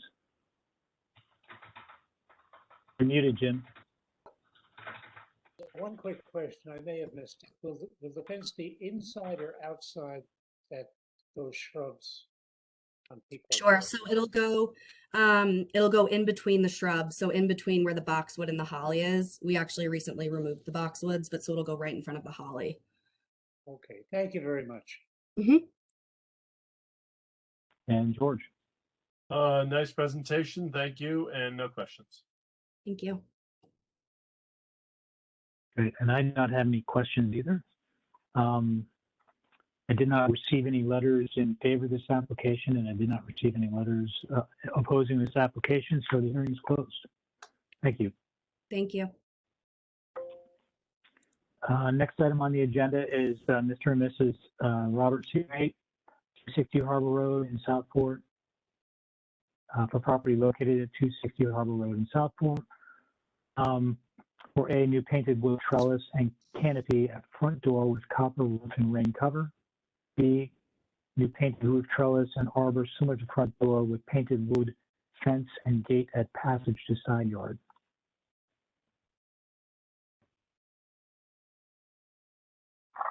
There we go. Hello, I'm John Rosalewski. I'm an architect with David Scott Parker Architects, and I'm representing Bob and Susan Wright. And if I might, if I can, I'm going to share my screen.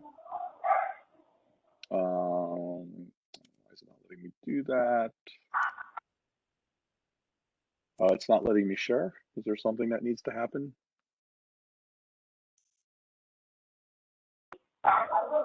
No, you should be able to share. I'm getting a firewall message. I'm sorry, I haven't had this problem before. Give me just 1 second.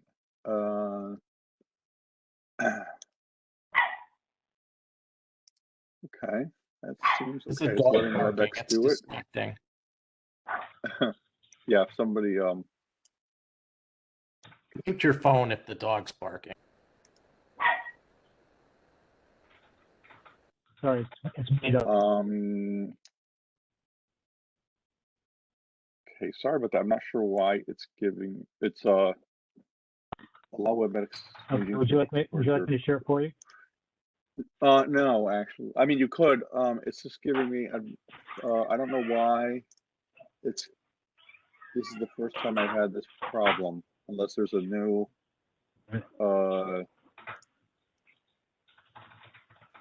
Firewall's off, and it's saying it can. I'm allowing WebEx to record content, so I'm not sure why.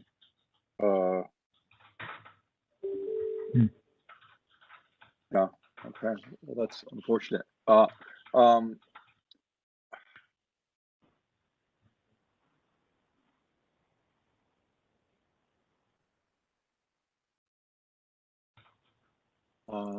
So I'm trying to let them scan. Okay. All right. Yeah. If you can share for me, I had some precedents to share, but and some better closer up photos, but Oh. well, yeah, but that's okay. Let's go with what we have.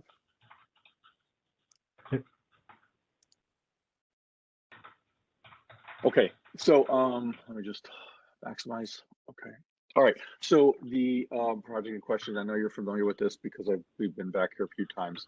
260 Harbor Road, and as I mentioned before, Bob Wright is elderly and kind of early stages of anyway, he's having trouble moving around. He doesn't move very quickly.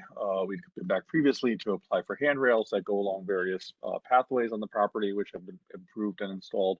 One of the questions that they asked about was better rain cover at the front porch. And if we could, so as part of this application, you can see two areas highlighted in red on the plan. One is a proposed canopy at the front door, and that's right at the center of the building, right where Art's pointing. Adam's pointing, sorry. And then to the left of that is a proposed arbor and fence on the side of the property. That's to the side of the new addition that was put up last year. And if you could go to the next page, please. Excellent. So if you could maybe zoom, okay, so yeah, right where there, if you could maybe zoom in on the photo right where your cursor is, that would be awesome. Terrific. Okay, so here's the door in question, and it's this arched opening is an original feature of this 1954 house. It is unusual, but it's original. It's about 18 inches deep, so it doesn't give very much cover if you're moving in and it's bad weather out. They asked if we can come up with an idea for how we could give them additional cover that would be appropriate to the house. And our suggestion is what you see at the right. If you could, so this is a lattice trellis and an overhead, a pergola-like covering that is covered over in copper, and it gives us about 3 foot full depth from the front door. We looked specifically at this form and not other types of, say, kind of colonial revival, pedimented or flat-topped roof projections because of the relationship of this to the rest of the house. And if you could back up again, it might be helpful to see the whole elevation. Even the photos that one or the one to it that shows the existing. So if you look at the existing photo and you look at the front door, you can see that the front door, it's very, very close to this right side gable. So doing a pedimented gable, we thought would be over the porch, was something that seemed not quite right about having the two sloped roofs crashing against each other. And then doing a flat roof or something that was a flat would in order to get it to have good alignments with other parts of the existing building, you would be eliminating or obscuring this sort of flattened arch that's one of the original features on the building. So one of the other things that we thought about is that the house has a certain cottage-like character. It's small in scale, diminutive relative to a lot of other properties on this street. It has a asymmetrical and formal character. Its detailing is fairly simple. And so this lattice-like covering over the door, which you do see on cottage-like buildings, we thought was an appropriate way of both preserving this original feature on the house, doing something that could not feel quite so clumsy next to the existing gabled section to the right, and it was kind of appropriate to the sort of informal quality of this building. If you go up above or zoom out again, you can see the drawing of what this would look like. And then they asked for to also, they wanted to have some kind of a gate enclosure to the backyard. And so we're repeating a smaller version of this arbor and trellis form to the right. The fencing that we're using matches the existing picket fence that's at the front of the property. And if you go, so you can see that from the side view there, what those two look like. So this one on the side is a little bit shorter. You can see it has the diamond lattice, the kind of a large diamond lattice form, which you can actually see better on the drawings on the next page. You can see some of these details a little more clearly. Okay, so terrific. So on the right, so again, this is a drawing of the front door. The width of this post, of this column, as it were, is the same size as the casing, and it's intended to have a to be light in character, and again to respect the shape of the original opening. It's all intended that all of this is painted wood, and the roof above would be a standing seam copper. You could see on plan about how far that sticks out.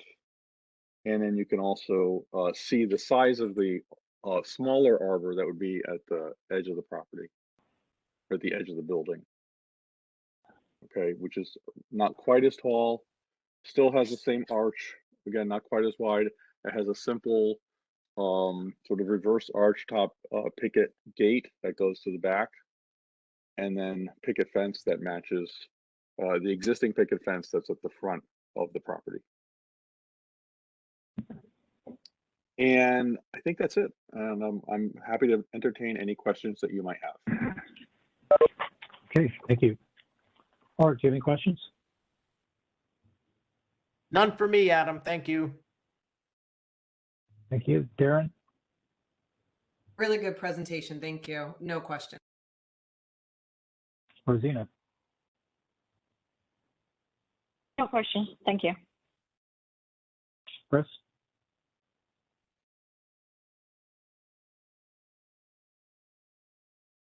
Very excellent presentation. Well done. The only comment I had was, so it looks like the existing entry has kind of a barrel vaulted ceiling, and then with just a flat ceiling, and then the trellis has kind of a ribbed, kind of an exposed structure to it. And I just wondered if you had thought about kind of continuing that barrel vaulted ceiling out, or why you chose the ribs to that exposed rafters. Yeah, that's an excellent question, and we had some discussions back and forth here about how to resolve this. I think we thought that the well, two things. One is that the opening, I think both the head and the sides are splayed, and so if we continued that form at the top, it would, and continued the slope of the splayed opening, it would make this much higher at its outside edge. The other thing is that we thought the effect of this looking lattice-like and sort of this kind of pergola-like roof, even when you're under it, sort of there was an internal consistency about it that made sense. So the thought was that we would extend, even with these little sort of cove edge rafter tails, that we thought it sort of has the whole thing feel very trellis-like, which you do see. Again, and on one of the slides I had to share with you were examples of other lattice-like door enclosures, but that was clearly not meant to be shared today. So, correct. Okay, and then just lastly, it looks like there's an existing exterior fixture which is kind of somewhat distant from the door, but I guess you're not proposing any sort of hanging. I'm sorry, I missed the last thing you said, Chris. You're not proposing any added lighting to this? We are not. There's one downlight in the existing recess. Yeah. Above the door, and we would not be adding it onto that. Okay, thank you. Thank you very much. Thanks, Chris. Alyssa? Don't have any questions, Adam. Thanks. Thank you. Jim? Very clear, John. Thank you very much. No questions. Thank you. And George? Nice presentation. Thank you very much, and no questions.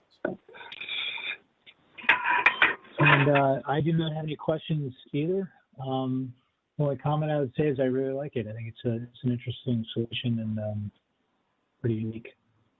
So looks great. Did not receive any letters in favor or oppose this application. So the hearing is closed. Thank you. Thank you for your time.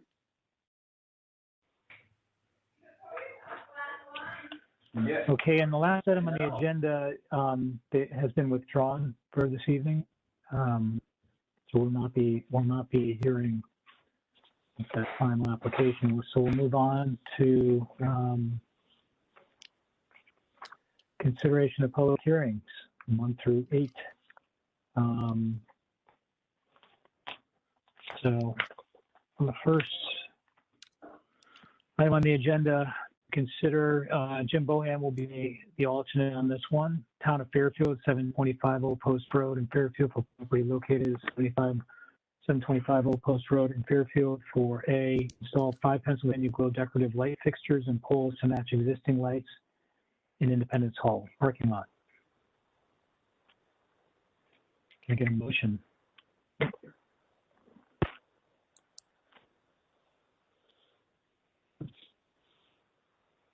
I'm Chris. I'll make a motion to approve as presented with the clarification during the presentation of the actual locations.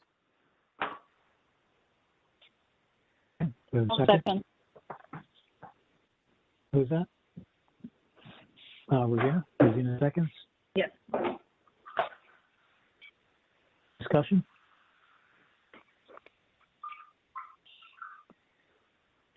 All right, no discussion. Okay, then we'll take the vote. All in favor?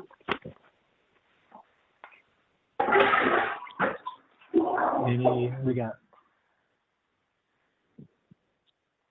Jim Bohan, are you voting on this? You're voting on this. Do you vote? Jim?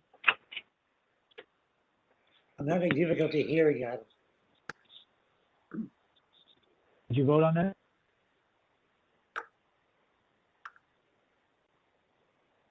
I didn't hear the motion. The motion was to approve A as presented with, I'm sorry, can you repeat that, Chris?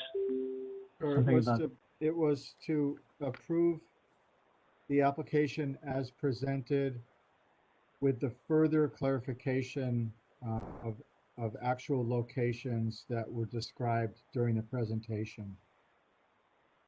I will vote for that motion. Okay. Opposed? No oppositions and no abstentions. The motion passes unanimously. Next item on the agenda, Alyssa is the alternate on this application. Pequot Yacht Club, 647 Harbor Road in Southport for property located at 647 Harbor Road in Southport. To A, replace guardrails on west side porch, and B, new condensing units on west side porch. We have a motion. Adam, I'll move to approve A and B as presented. Art, motions to approve as presented. We have a second. And Rosina seconds. Discussion?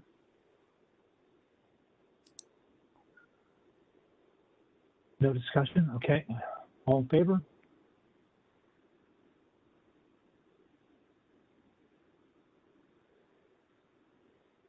Chris, are you voting? Yeah, I'm in favor. Okay. All in favor? Lucy, Alyssa, I didn't see Alyssa.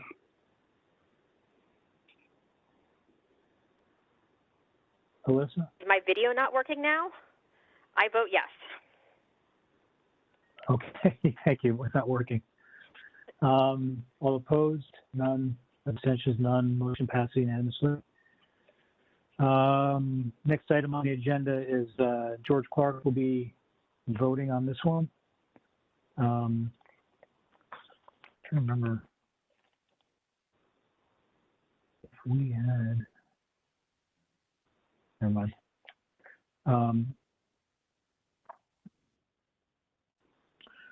Okay, Richard Mervis, 249 Old South Road in Southport for property located at 249 Old South Road in Southport for A, remove portions of picket fence along Pequot Avenue, rebuild pillar to match at end of fence. B, remove portion of picket fence along Old South Road and build 2 pillars at the end of each fence section. C, install new 2-car gravel pull-off along Old South and Bluestone Path.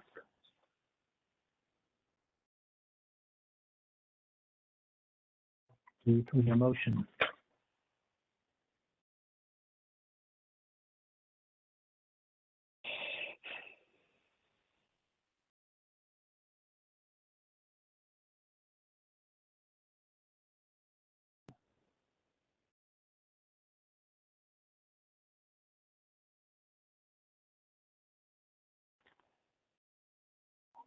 Need a motion to continue, please. I'll make a motion that we approve it as submitted. This is for discussion purposes. Okay, George, Second for just approve discussion. as submitted. Second, Rosina seconds. Okay, discussion.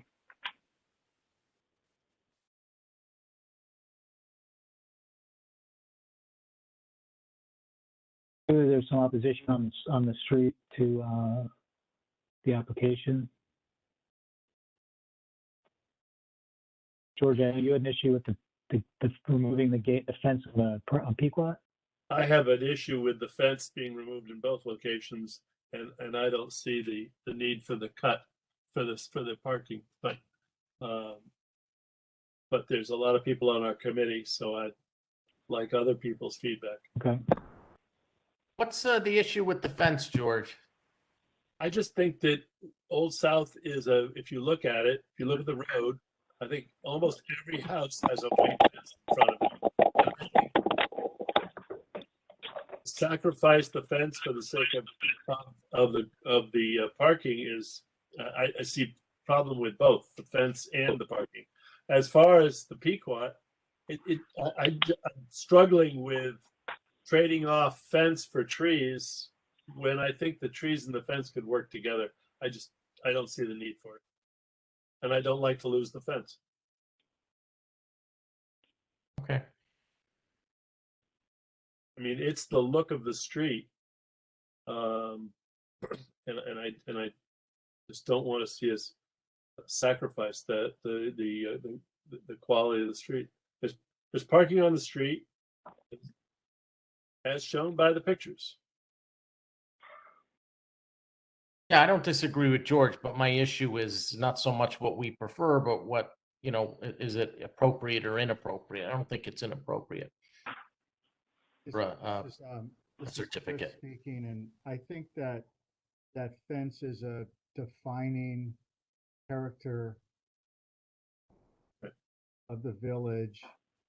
It's been there for a very long time. It's an important part of the landscape.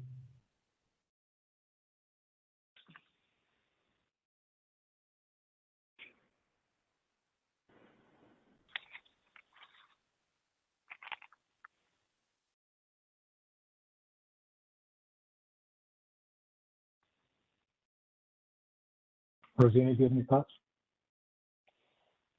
I agree with the kind of the removal of the Pequot Avenue. It kind of seems unnecessary because you're removing it, putting trees, so it kind of changes the character of that streetscape a little, since it used to have a picket fence. On the other one, I am kind of in between because historically there was an entrance there in like a driveway based on the historic photos. but it kind of makes an opening that hasn't been there for a while. So the car gravel pull-off is, again, kind of the modern society needing so many cars, and kind of we see it over and over in all the districts, kind of more garages, more parking areas. So that one I'm kind of still debating. So I mean, we're trading off a garage that's not going to be used to park a car for making a cutoff. I just don't, you know, I'm sorry. I think you could configure that area to get 4 cars in there if you wanted to, and you could put one in the garage. So I just don't. I get the ballet of moving cars in and out because they trip over each other, but I think we're trading it off for losing something for the streetscape of Old South, and I don't think it's necessary. No, I get it. I do No, like the pillars at the end of the fences that they proposed. So if that was done on the Pequot Avenue area, like the ending of the fences, but not the removal of that fence on Pequot. So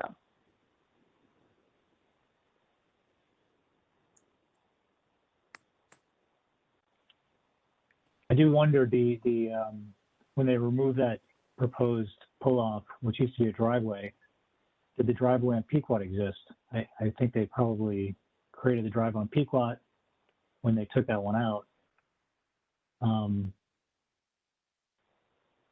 And probably And I guess, you know, to people living on Old South, they want to see cars parked in that location now where, you know, now it's grass and a fence. And they've done a super job. I mean, the place looks fabulous. I just can't see putting 2 cars there. Yeah.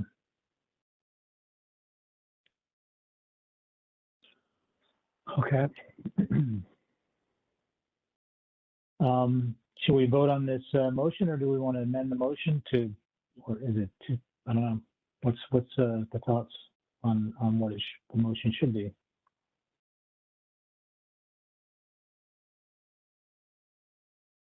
Darren, I haven't heard, do you have any thoughts on this?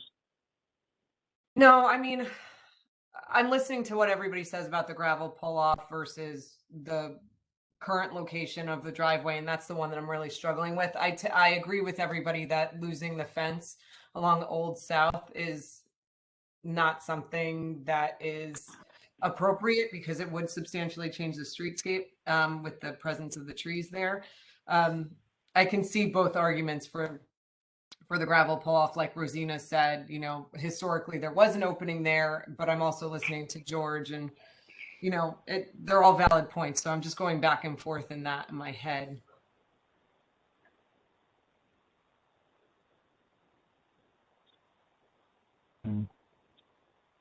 Probably wasn't a driveway. There probably wasn't a driveway on Pequot in Novus. I mean, she pulled up I think this was the one where she had the 1934 aerial that she pulled. I mean, the other aerials do exist, so you could see the change over time. There's a 1960, a 1972, a 1980, a 1990, a 1992, 5, so on and so forth. So, I mean, we could go back and forth and look through these things. I just don't think it's necessary. The historic photos, I think, are a beautiful illustration of that fence, though. Darren, could you just remind me when you came into the meeting, were you here for this application? I came in at the end of number 2. I was here for the full one of this one. Okay, great. Then unfortunately, George, what is it? I think we don't need an alternate on this one. So I apologize, George, but you can't vote on this one. Oh, okay. That's fine. Which complicates things because now, okay, because you made the motion. I can unmotion. Motion is no longer. We're gonna need another motion.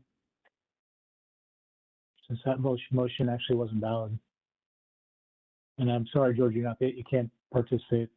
That's fine.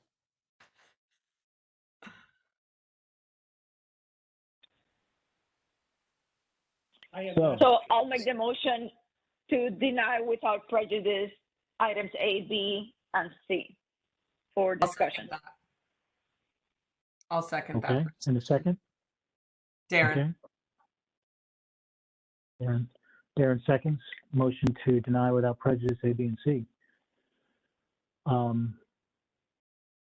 Any more discussion on that? Am I voting now? Sorry? Am I voting now with? No, you're not. Okay, thank you. We have no alternates on this one. As for the rest of the application. Go ahead. It sounds like most of us agree that number A is not appropriate, removing that fence on Pequot. Yeah, personally, I So don't have the that's an biggest easy issue with one. that, but I mean, if you feel, I don't feel strongly either way. But Okay. Clearly, I think other people do.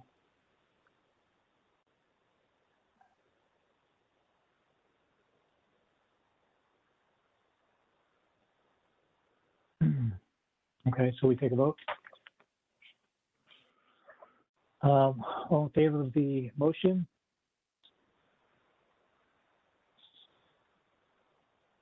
All opposed? Okay. Abstentions, none. The motion passes 4-1. Arcadius is opposed to the motion.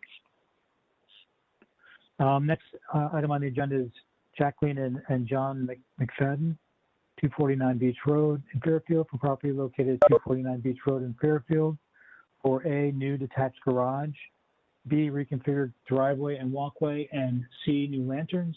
And there are no alternates on this application.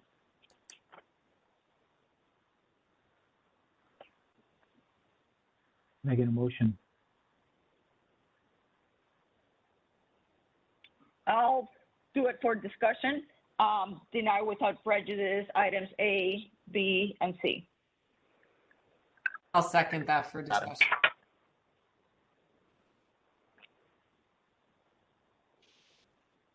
Darren seconds. Regina first. Okay. Discussion? One of my biggest concern is the whole streetscape. I know the Sherman Parsonage garage sort of is setting a precedent for more garages to be built in the historic district, it seems like.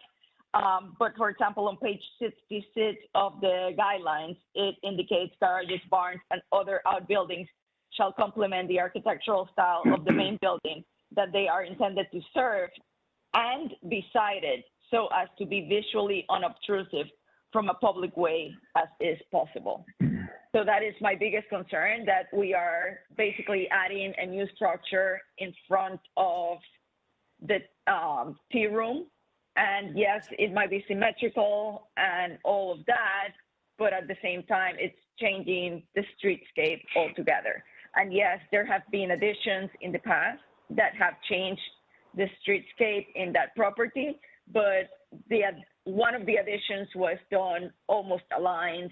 I know the garage that's existing, it's in front, but it looks that it fits in a little bit. I'm a little bit concerned of putting a garage right in front of one of the buildings at this moment. Yeah, Yeah, I'm having a little trouble understanding what that whole thing's going to look like. It's such a hodgepodge of a lot of buildings, and to have this freestanding garage sort of plopped in the middle there, I think is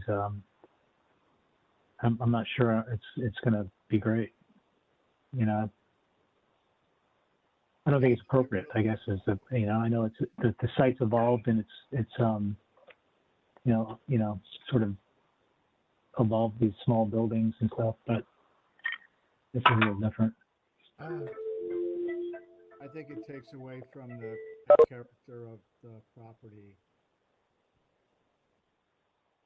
To Rosina's point, it really, it covers up the part of the defining streetscape that we've all been able to see for years, and it just seems.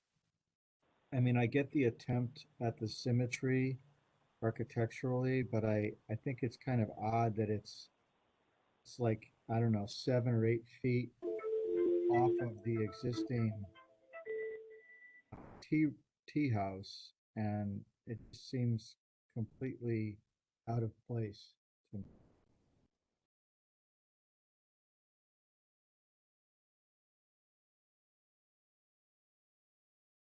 Any other comments?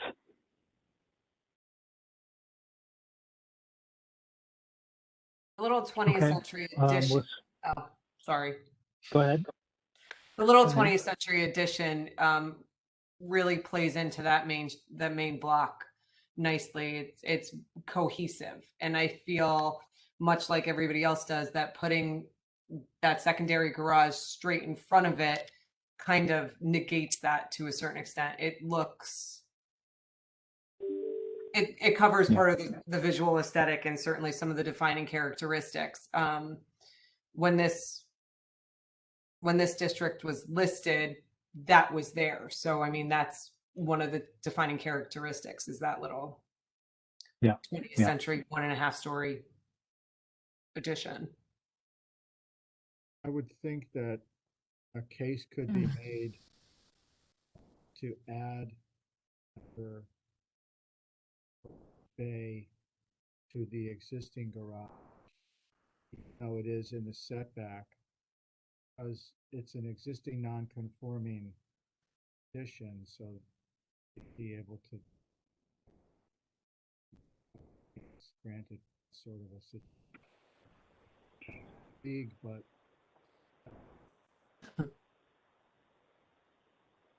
I agree. I think something like that might be more appropriate. Yeah. But whether they could do that through zoning or not is, who knows? That's for them to figure out, though. Okay, let's take a vote on this, what we have on the table, which is to deny A, B, and C without prejudice. Is that the motion, Rosina? Yes. Yep. Yes, okay, all in favor? All opposed? Abstentions? Motion passes unanimously. Okay, next item on the agenda is Marshall O'Connell, 470 Pequot Avenue, for property located at 470 Pequot Avenue in Southport to A, repair existing bluestone patio rear of property, repair existing stone pathways alongside the property, remove overgrown hedge that was planted to hide an existing generator and replace with fence and gate, new arbor gate between parking area and rear patio. Can we get a motion?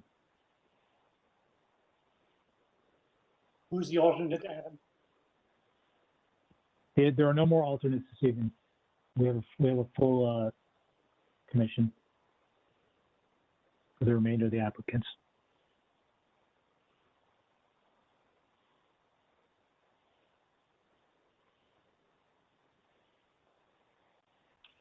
I'll make a motion to approve as presented.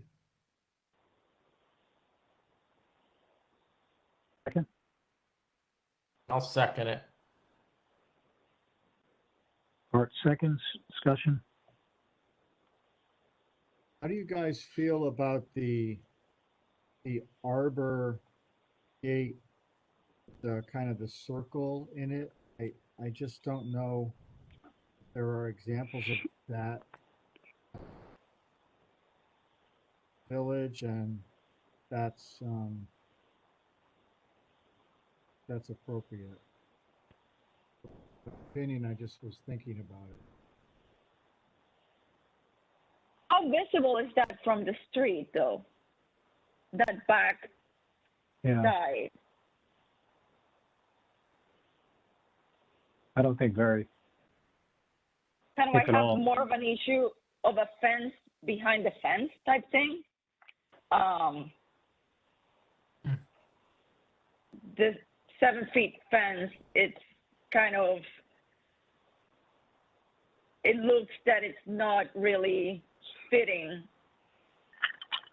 the picket fence in the front, so I'm not 100% sure about that one.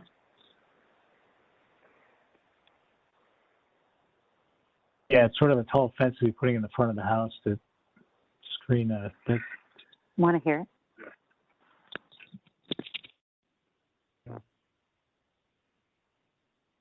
I guess the generator must need to be that high because of the base flood elevation. Yeah. Yeah.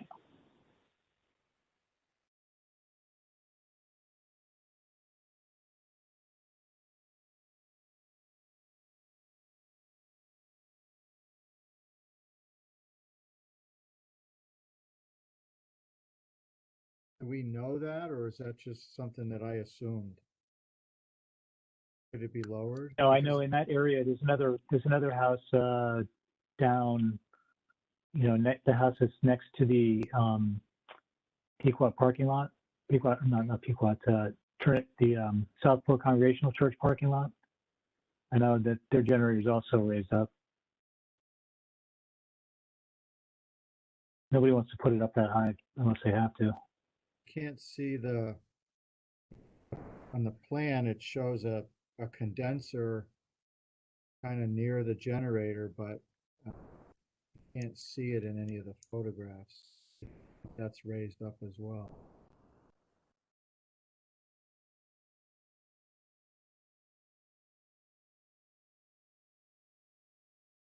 It should be, right? The condenser, if the generator has to be, the condenser units would be too.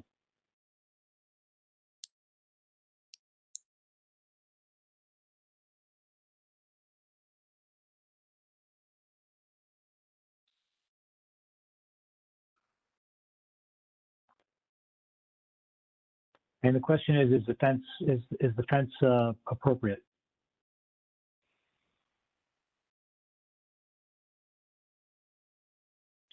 It kind of feels that landscape to kind of cover, it might be more appropriate than just a fence that tall, but that is just my opinion.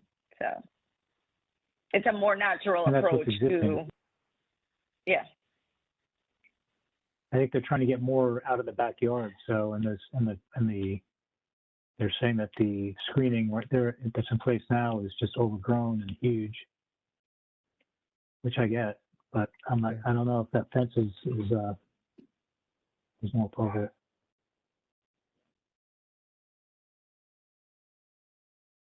Yeah.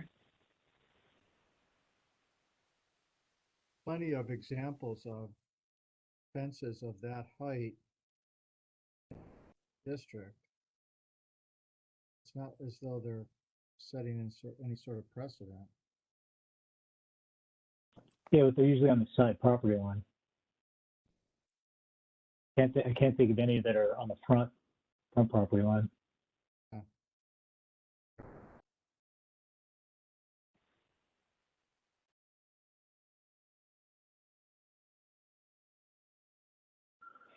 All right, well, should we take we're ready to vote on this?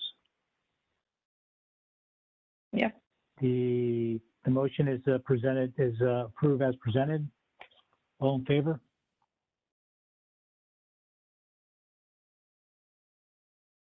Chris and Art opposed? Adam, Rosina, and Darren opposed. So the motion fails.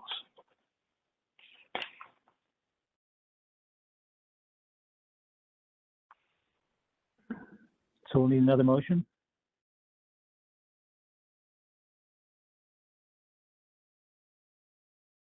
I'll make a motion to deny the application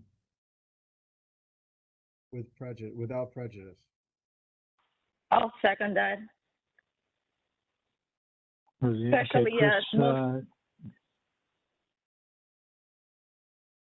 Chris, most of Chris the things motions were to- still on schematic. Sorry, say that again, Rosina. I missed what you just said. Especially as most of the things were still on schematic. So. Yeah, I'm not sure. Yeah, I mean, they were like sort of unresolved. He's like, where he hasn't had approval from the homeowner for the arbor or for the fence itself. But you know, we're considering what was presented to us, and I mean, I have a problem with a 7-foot fence in the front of the property. I think that's, you know, just thinking about it, I can't think of any other instances where that is the case. I mean, do we have to? And oh, sorry, Adam. go ahead. The repair of the existing bluestone patio and the repair of the existing stone pathways, though, do we have to deny those? I mean, if they're just repairing what's there, why can't we approve those? That's a good point. You know, technically he doesn't need to have approval from us to do that. He needs a repair order. Exactly, but he's So I think presented if it, we so we just- have to kind of. Yeah. Yeah, I think. Yeah, in that case, if Chris is willing to make a friendly amendment to approve A and B and deny C and D without prejudice, Yeah. then I'm happy with that. I'm happy to amend the motion as suggested. Okay. Rosina, you second? I'll second still. Thank you. All right, so we'll vote on that. We'll vote on approving A and B as presented and denying C and D without prejudice. All in favor?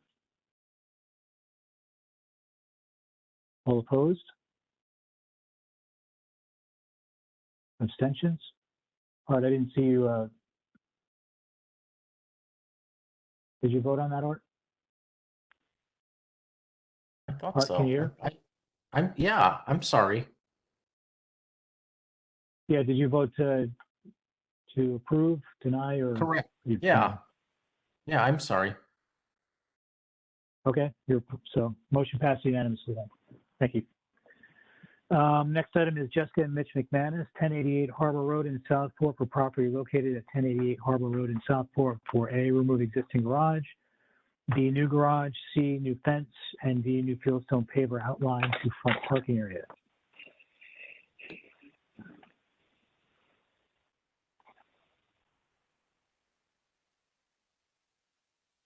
Can we get a motion?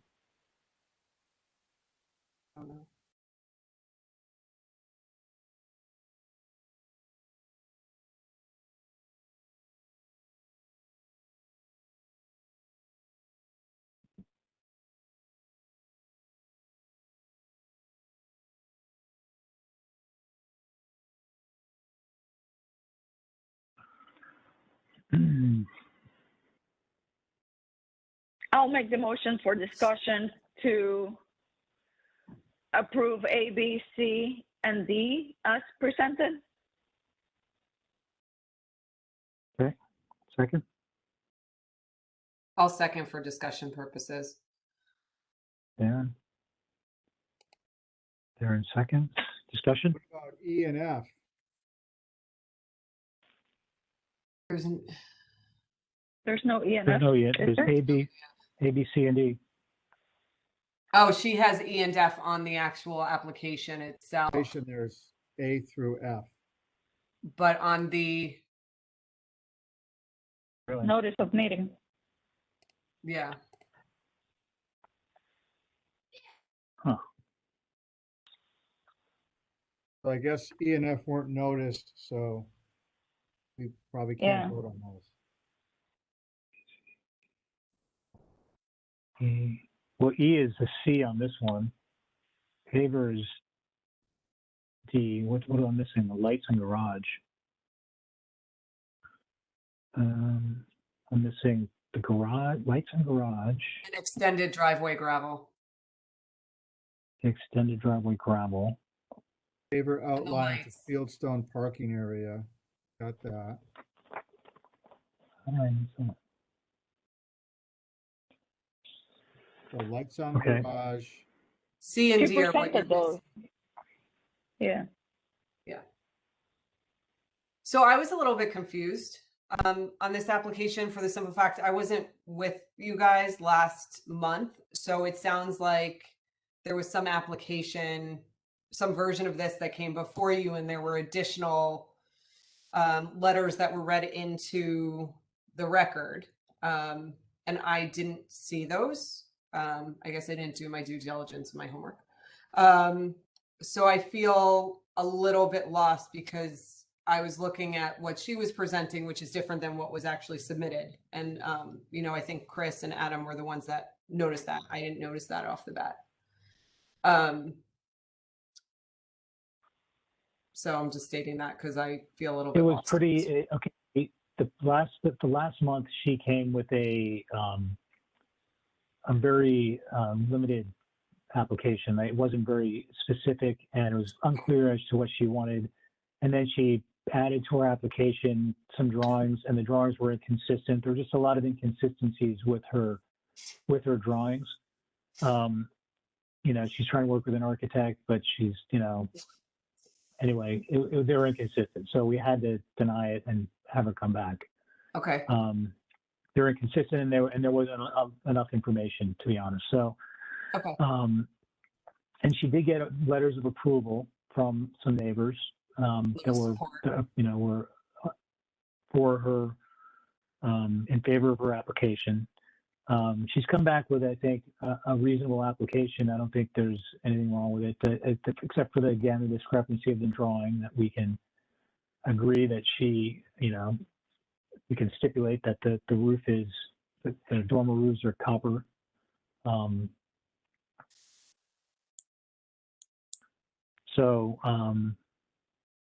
Well, they're not So that's copper. that. I mean, there's not much. They're not copper, they're metal, no? They're standing seam. They're not copper. Standing seam, yeah. I think they're copper. I think she said they were like a metal. Yeah, it says new metal roofing. They're not copper. New metal roofing is this? I thought they were copper. The match. That is my only concern. I prefer the front elevation to be asphalt, and the back ones can have the standing seam. That is the only thing that I have with this application. So. Say that again? Kind of the only thing that worries me about the application is I prefer visually the asphalt roof in the front of the elevation, how she presented the floor plan, the roof plan today, and the back to have the standing seam. So that's on my only A200, comment. it says cedar shingles. The It issue doesn't is say asphalt. the pitch of the roof. Yeah, the pitch of the roof, the application it only says happens on metal. the back. So. No, the pitch of the roof, I see that's the difference between the drawing she presented and the drawing she submitted to the application. Yeah. The drawing in the application has a shallower pitch, and you can't, it's too shallow for an asphalt roof, which is why they wanted the metal. Including the front?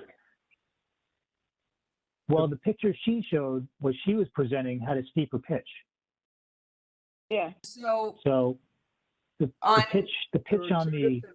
There are two different pitches on the application. There's the front dormer, the dormer that faces the street, has a little bit steeper pitch. It's a 3 pitch, and the rear dormer has a 2 pitch. Yeah. The roof plan that she presented has a shingle roof on the back, and it says 412 pitch. So, and then on the front it says a 212 pitch with a metal roof, and it does say the metal is painted. It's not copper. Yeah. So, but she also has 3 different shingles. On A101, it says new architectural asphalt shingles to resist high winds. And then on A200, it says new cedar shingles to resist winds. That's so right. We're looking at 3 different roofs at the moment. Or roof covers. I mean, 3 different types of covering. 2 different shingles and a metal. Oh, new cedar shingles, yeah. So I'm a little bit Right. confused about, and I didn't catch that earlier. So I'm a little bit confused what actually is covering the roof. Is it the asphalt, architectural asphalt? Is it the cedar shingles? Which one is it to go around the metal? Would it be said to Yeah. match the existing residence? Well, here's the thing. I think we need to, I don't want to deny this application again for a technicality of inconsistent notes. I think we need to stipulate that the shingles, the roof shingles are what we thought we were being presented, what she said she was presenting, and if, and approve that, so that we can move on, because I can't have her come back again because the shingles were mislabeled, and we need to, she presented something, and from my perspective, she was presenting asphalt shingles on the main roof and a metal roof on the dormers. I thought there was a copper roof on the dormers, but clearly it's not. It's a so I don't know what It says new metal What do you guys think? roofing to resist 120 mile per hour winds, match existing roof color. Yeah. Okay. I guess what I'm going with, I've had so many discussions with her that I thought we were talking about copper, but I mean, the existing house has a wood shingle. The existing garage that's being torn down is a wood shingle roof. And there is a note on, one of the notes on the garage, as Darren points out, does call for a wood shingle roof. Yeah. okay. Then we could stipulate that it should be a wood shingle roof. If she doesn't want to, if she doesn't want to do the wood shingles, then she has to, reapply. Come back.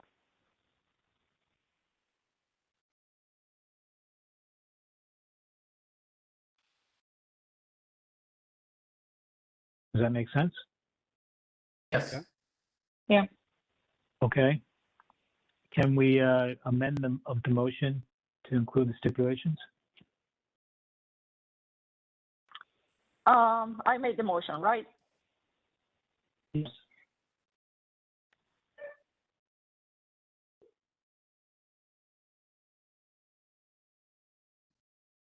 So I'll amend the motion to approve A, B, C, and D with the stipulation of having the new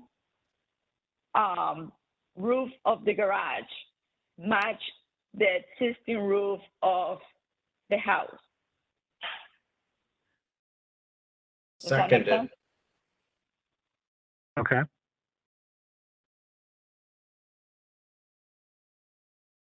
Do I need to resecond that? Yeah, well, she has to continue with the dormers. Or I guess not. Yeah, we just have to stipulate that they're metal. Yeah.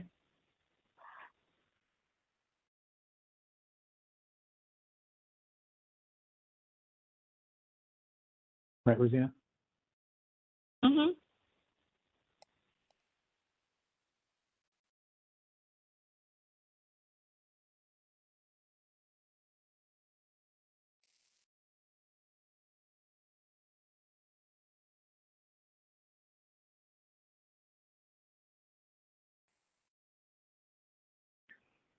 Okay, so can we do the motion one more time? So the motion will be approve A, B, C, and D with the stipulation that the roof of the garage matches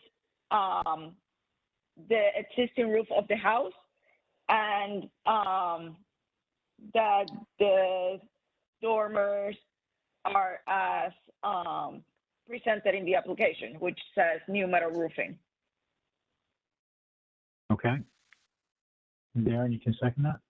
I'll second that. Very good. Okay. All in favor?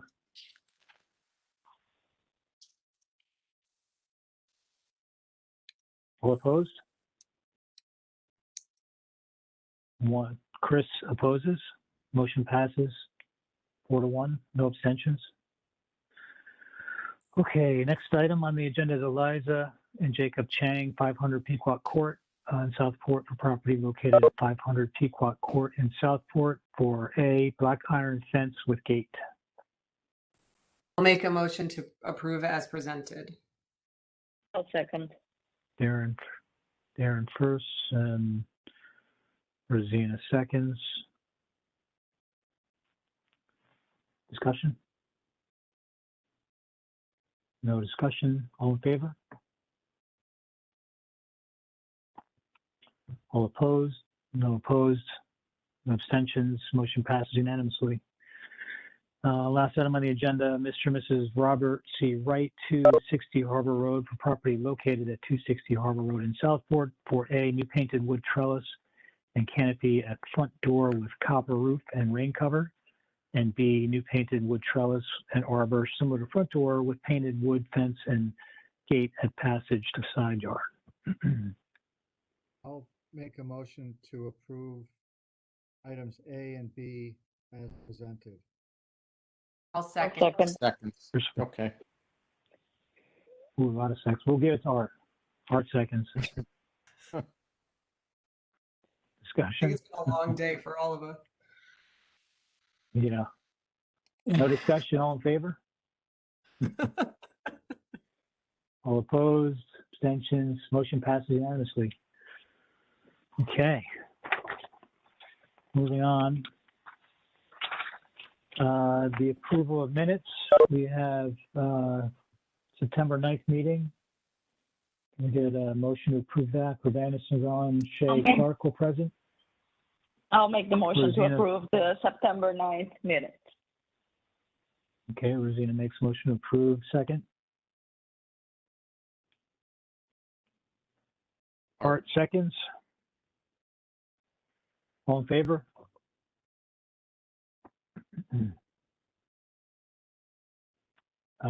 Passes unanimously. George is not paying attention. Okay. The next we need to approve the minutes from the special meeting on 7/28, and it was Darren, Rosina, and Jim, and myself were present. Can we get a motion to approve those minutes? I'll make a motion. I'll second. Darren makes a motion to approve. Rosina seconds. All in favor? Jim, you gonna join in? Okay. Jim approves the minutes. The minutes are approved. Chairman's report, we have repairs, 71 Spruce Street, repair garage door, windows in kind. 683 Pequot Avenue, restore windows and replace glass in kind. 985 Harbor Road, replace roof in kind and repair door. And 144 Harbor Road, repave driveway in kind. I have no violations to report this month. Old business, we have, maybe Darren can speak on the annual report. Oh, the annual report I can speak to, yeah. So I did the annual report and submitted that. I'm currently working on the 18-19 annual report and the 19 and 20 annual report because those were never filed. And I've started just collecting. This is the first meeting that will go to the 21-22 reports. So I've started collecting the information for that. And it's much easier to do if you're doing it as you go. It takes a lot less time. So, yeah. I'm surprised at how much work it is because you have to put all the motions in there. Yep. You have to put the That's a votes lot in there. more work They than I like to thought. see. Yep. They like to see all the Yeah. votes. It's easier when I've Hey been. guys, Art's got to run. Apologize. Oh, no problem, Mark. Okay, Art. Thanks, Art. Thanks. It's easier when I've been someplace and I know the background. Unfortunately, I had to bug Adam a little bit because I came in kind of mid-year. But if you need me to do this upcoming one, it'll be a lot easier because I'll just make notes as we go. Yeah, it'd be Other great than if that, you there's could. I not mean, much to read. yeah. Yeah, and I mean, Yeah, it seems like there's you- one additional state register nomination now. So there was this my house got state registered nominated, so that will go in the next year report. So I'll have to remember to do that. Okay. But all of How did that that go? Did it all? unanimously approved. There were minor edits, which I still have to do, but nothing major at all. It sailed through, which is good. Nice. And because I was doing the annual report, I haven't had a chance to do the handbook. Which is understandable. I mean, I haven't had to do the chance to do anything on the handbook either. It's just to think about it though. We have somewhat of a plan to move forward with it, but so anyway, any other new business to discuss? Anyone wants to bring anything to the table? No? Okay. Just, Then that's it for this evening. Sorry, one Oh, quick go ahead. thing. Is there, because of in light of the letter from the attorney and the comment that there was, they felt as though they should be able to address, there should be public comment at these commission hearings. Is there any movement on us going back to public hearings?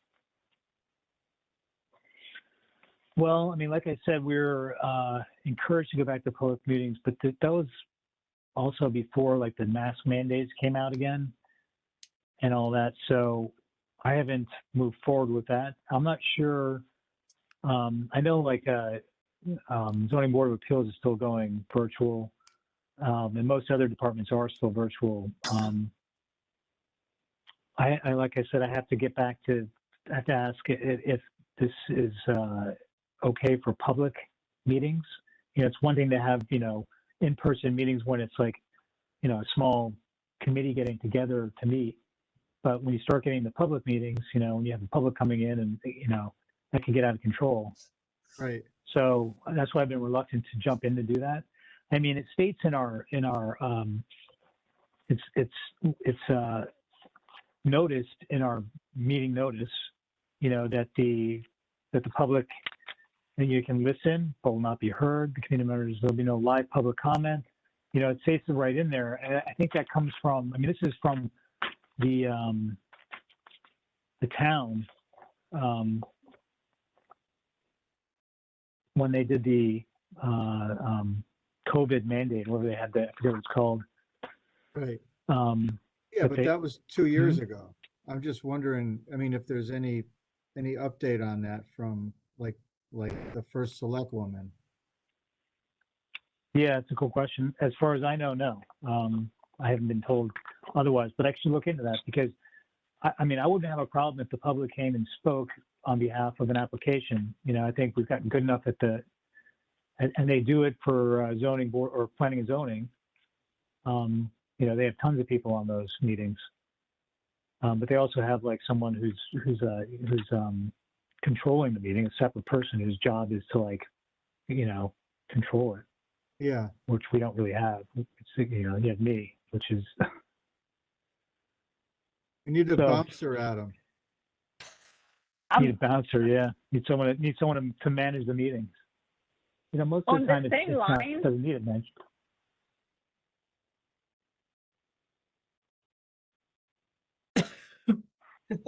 What's that? On the same line,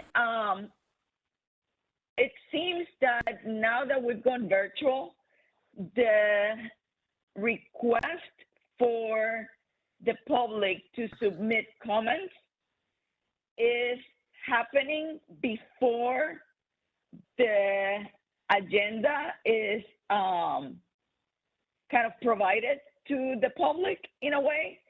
Because if I understood correctly, one of the neighbors had mentioned to me that the comments for this meeting needed to be in last week on Wednesday, but the notice didn't happen until they found that in the handbook, I think.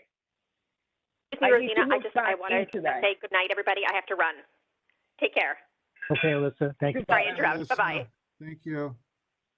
So there's nowhere, I don't know where it says, I mean,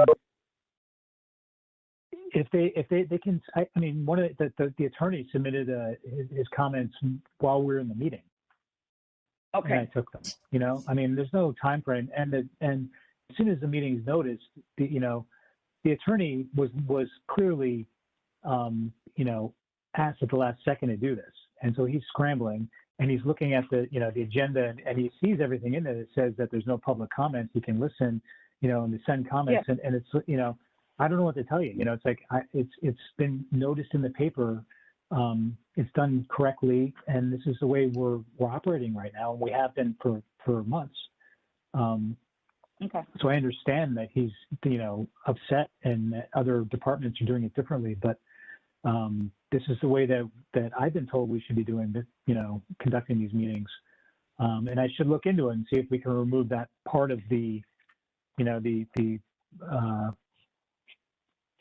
allowing the public to comment in the live meeting as opposed to having to do it, through letters. So I'm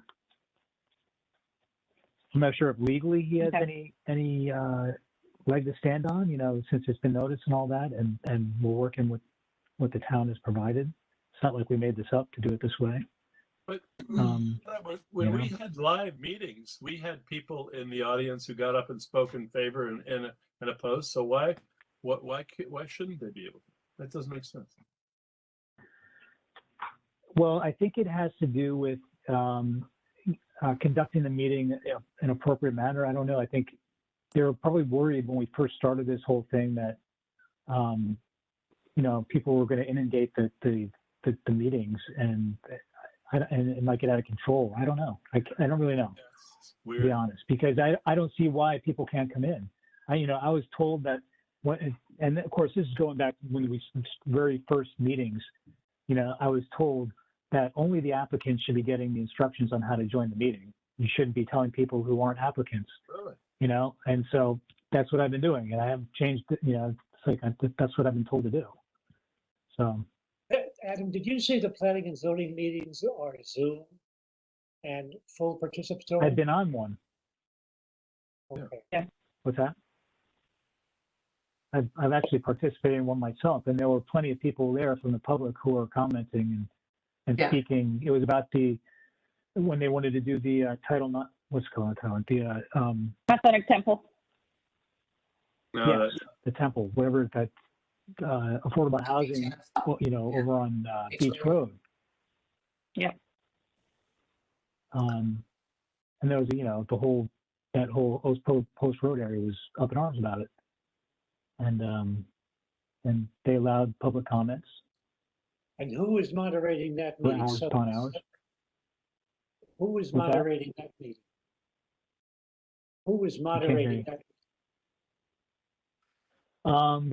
They had someone. It wasn't the chairman. It was someone else. I can't remember. But they had a moderator, someone who actually, managed the meeting, and it wasn't the chairman. The chairman had some control, but it was, managing all the people who were coming in was someone else's role. So, and I'm not sure if they were invited or requested to join the meeting, how that all worked. But anyway. I have to run? I will find out. Oh, sorry. Yeah, as we all Can I do. just It's been a make long one night. comment, about something totally different. Just from a CLG standpoint, since I did the annual report, there's certain things that we should be doing from a CLG standpoint to meet requirements. So one of the things that we might want to think about doing is doing a historic resource inventory and updating it. That's a really simple thing that doesn't need a matching grant. You can just apply for 30 grand and get 30 grand, hire a consultant and have them do the HRI. And it keeps us in CLG compliance without having to jump through massive amounts of hoops. Another thing is just basic board training. So, SHPO does one, Preservation Connecticut does one, and they come in and they just talk to us for 30 minutes, 45 minutes, and just answer questions and just give us a rundown of jurisdictional policies. And those are all free. The SHPO We- and the Preservation Connecticut one are free, but they're offered annually. And that's another really easy thing we can do just to maintain CLG compliance. Yeah, that'd be great. I know we need to do that. We've been, we're definitely due Yeah. for I mean, that sort of thing. we can easily I mean, I can reach out to them if you want. I talk to Preservation Connecticut almost on a daily basis at this moment in time. Well, of course, if you want to take that on, that'd be fantastic. And if you can't for some reason and you want to pass it on to me, just send me, who to contact, and I'll take it on. But that'd be great if you can do that. Yeah, I think Renee Trebert does that, and for SHPO, it's Mary Dunn. And she comes Mary down Dunn spoke to us before. Yeah, she's great. And then in terms of the HRI stuff, it's a survey and planning grant for CLG, or it might be a CLG supplement depending. But because we're a CLG, we get 30 grand instead of 20 to hire somebody to do an HRI. And the HRI right now is over 10 years old. So it's not considered up to date. And it was on a very narrow part of Fairfield. So what does HRI stand for? Like historic resource inventory. It's a historic resource inventory. It's a set of sheets. I've done them before. I can show you what they look like if you don't know, if anybody doesn't know. It's a brief architectural description, a brief history, if known, a couple of just a picture of what it looks like now and any changes that we're aware of. Sorry, my children are going nuts. It's witching hour. No, I know. And it's usually 150 to 200 survey records and sometimes up to a double spaced 20-page just history of Fairfield, which you may decide we don't really need. But I think not having an HRI is not a great thing, because if you want to launch any future preservation efforts, or you want to launch a national register study or a state register study, that HRI is a really good way to establish districts you want to look at. Great. How long are they good for? I mean, I usually tell people you want to do one every like 5-10 years. But really, once you do it, it's probably easier to. You can close out one survey planning grant and immediately apply for another one and just do them every year and a half. It's not a bad thing. So you have a better understanding of development, of where the things are. When it comes to demos, I've seen a lot of demos around. It's a good way to use that to start talking about a demo delay, or just being able to advocate, or, not necessarily advocate, that's a wrong word, but being more aware of things that are getting demoed in and around the districts. I know, for example, in one other community, a lot of things that were coming up for demo were 20s and 30s, like those colonial revivals, and they were going fast. So they wanted to inventory that, so they had a better understanding of where those things remained. So, I mean, it's open. You can do anything. Okay. But it's something that's a quick and easy way to maintain compliance. The owner's That's great. cooperation. And if you could, you don't need owner follow up on cooperation. that, You don't need to go into the property. Once And again, it does nothing. It's not a designation. It puts no restrictions on the house. It's just we know this house has historic value because of A, B, and C. It doesn't put any restrictions on anything. Is this something that you can apply for us? I can. Mm-hmm. Yeah, that'd be great. Sorry, Jim? are HRIs done by the town? No, they're usually, No. the town will apply, or an institution will apply for a grant and hire a consultant. So, I mean, I've been on the hiring end before, and I just did an HRI for Westport, for example. If I write the grant, I can't apply for it. So I'm axing myself out of that, which is fine. It's a conflict of interest anyway. But you would hire I mean, if I applied for the grant? I don't suggest that.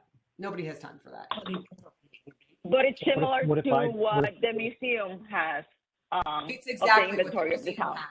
Yeah, it's exactly what the museum has. I can send Adam a copy of one of the forms and he can distribute it, or you can email me, I'll send you a copy of some of the forms that I've done. They're usually, the form, sometimes you have to do a title search just to establish if something's really significant. If a history is fairly well known, I mean, the HRIs are not taken as 100% correct. You don't have to research every single thing. It's just meant to be a survey of, oh, we understand that this district developed all as one in the post-war period, and it's significant because it's the last thing remaining of that period. It's just it's to understand the development of the town. Great. So. All right, good stuff. We should All right, probably, I gotta run. make a motion to adjourn since. I'll make the motion to adjourn. I'll make the motion. Anyone? Second it. Darren makes a motion to adjourn. Rosina, I'll second. Rosina seconds. All in favor? Okay, motion passes unanimously. Thank you, everyone. Bye. Have a good one. Everyone. Session.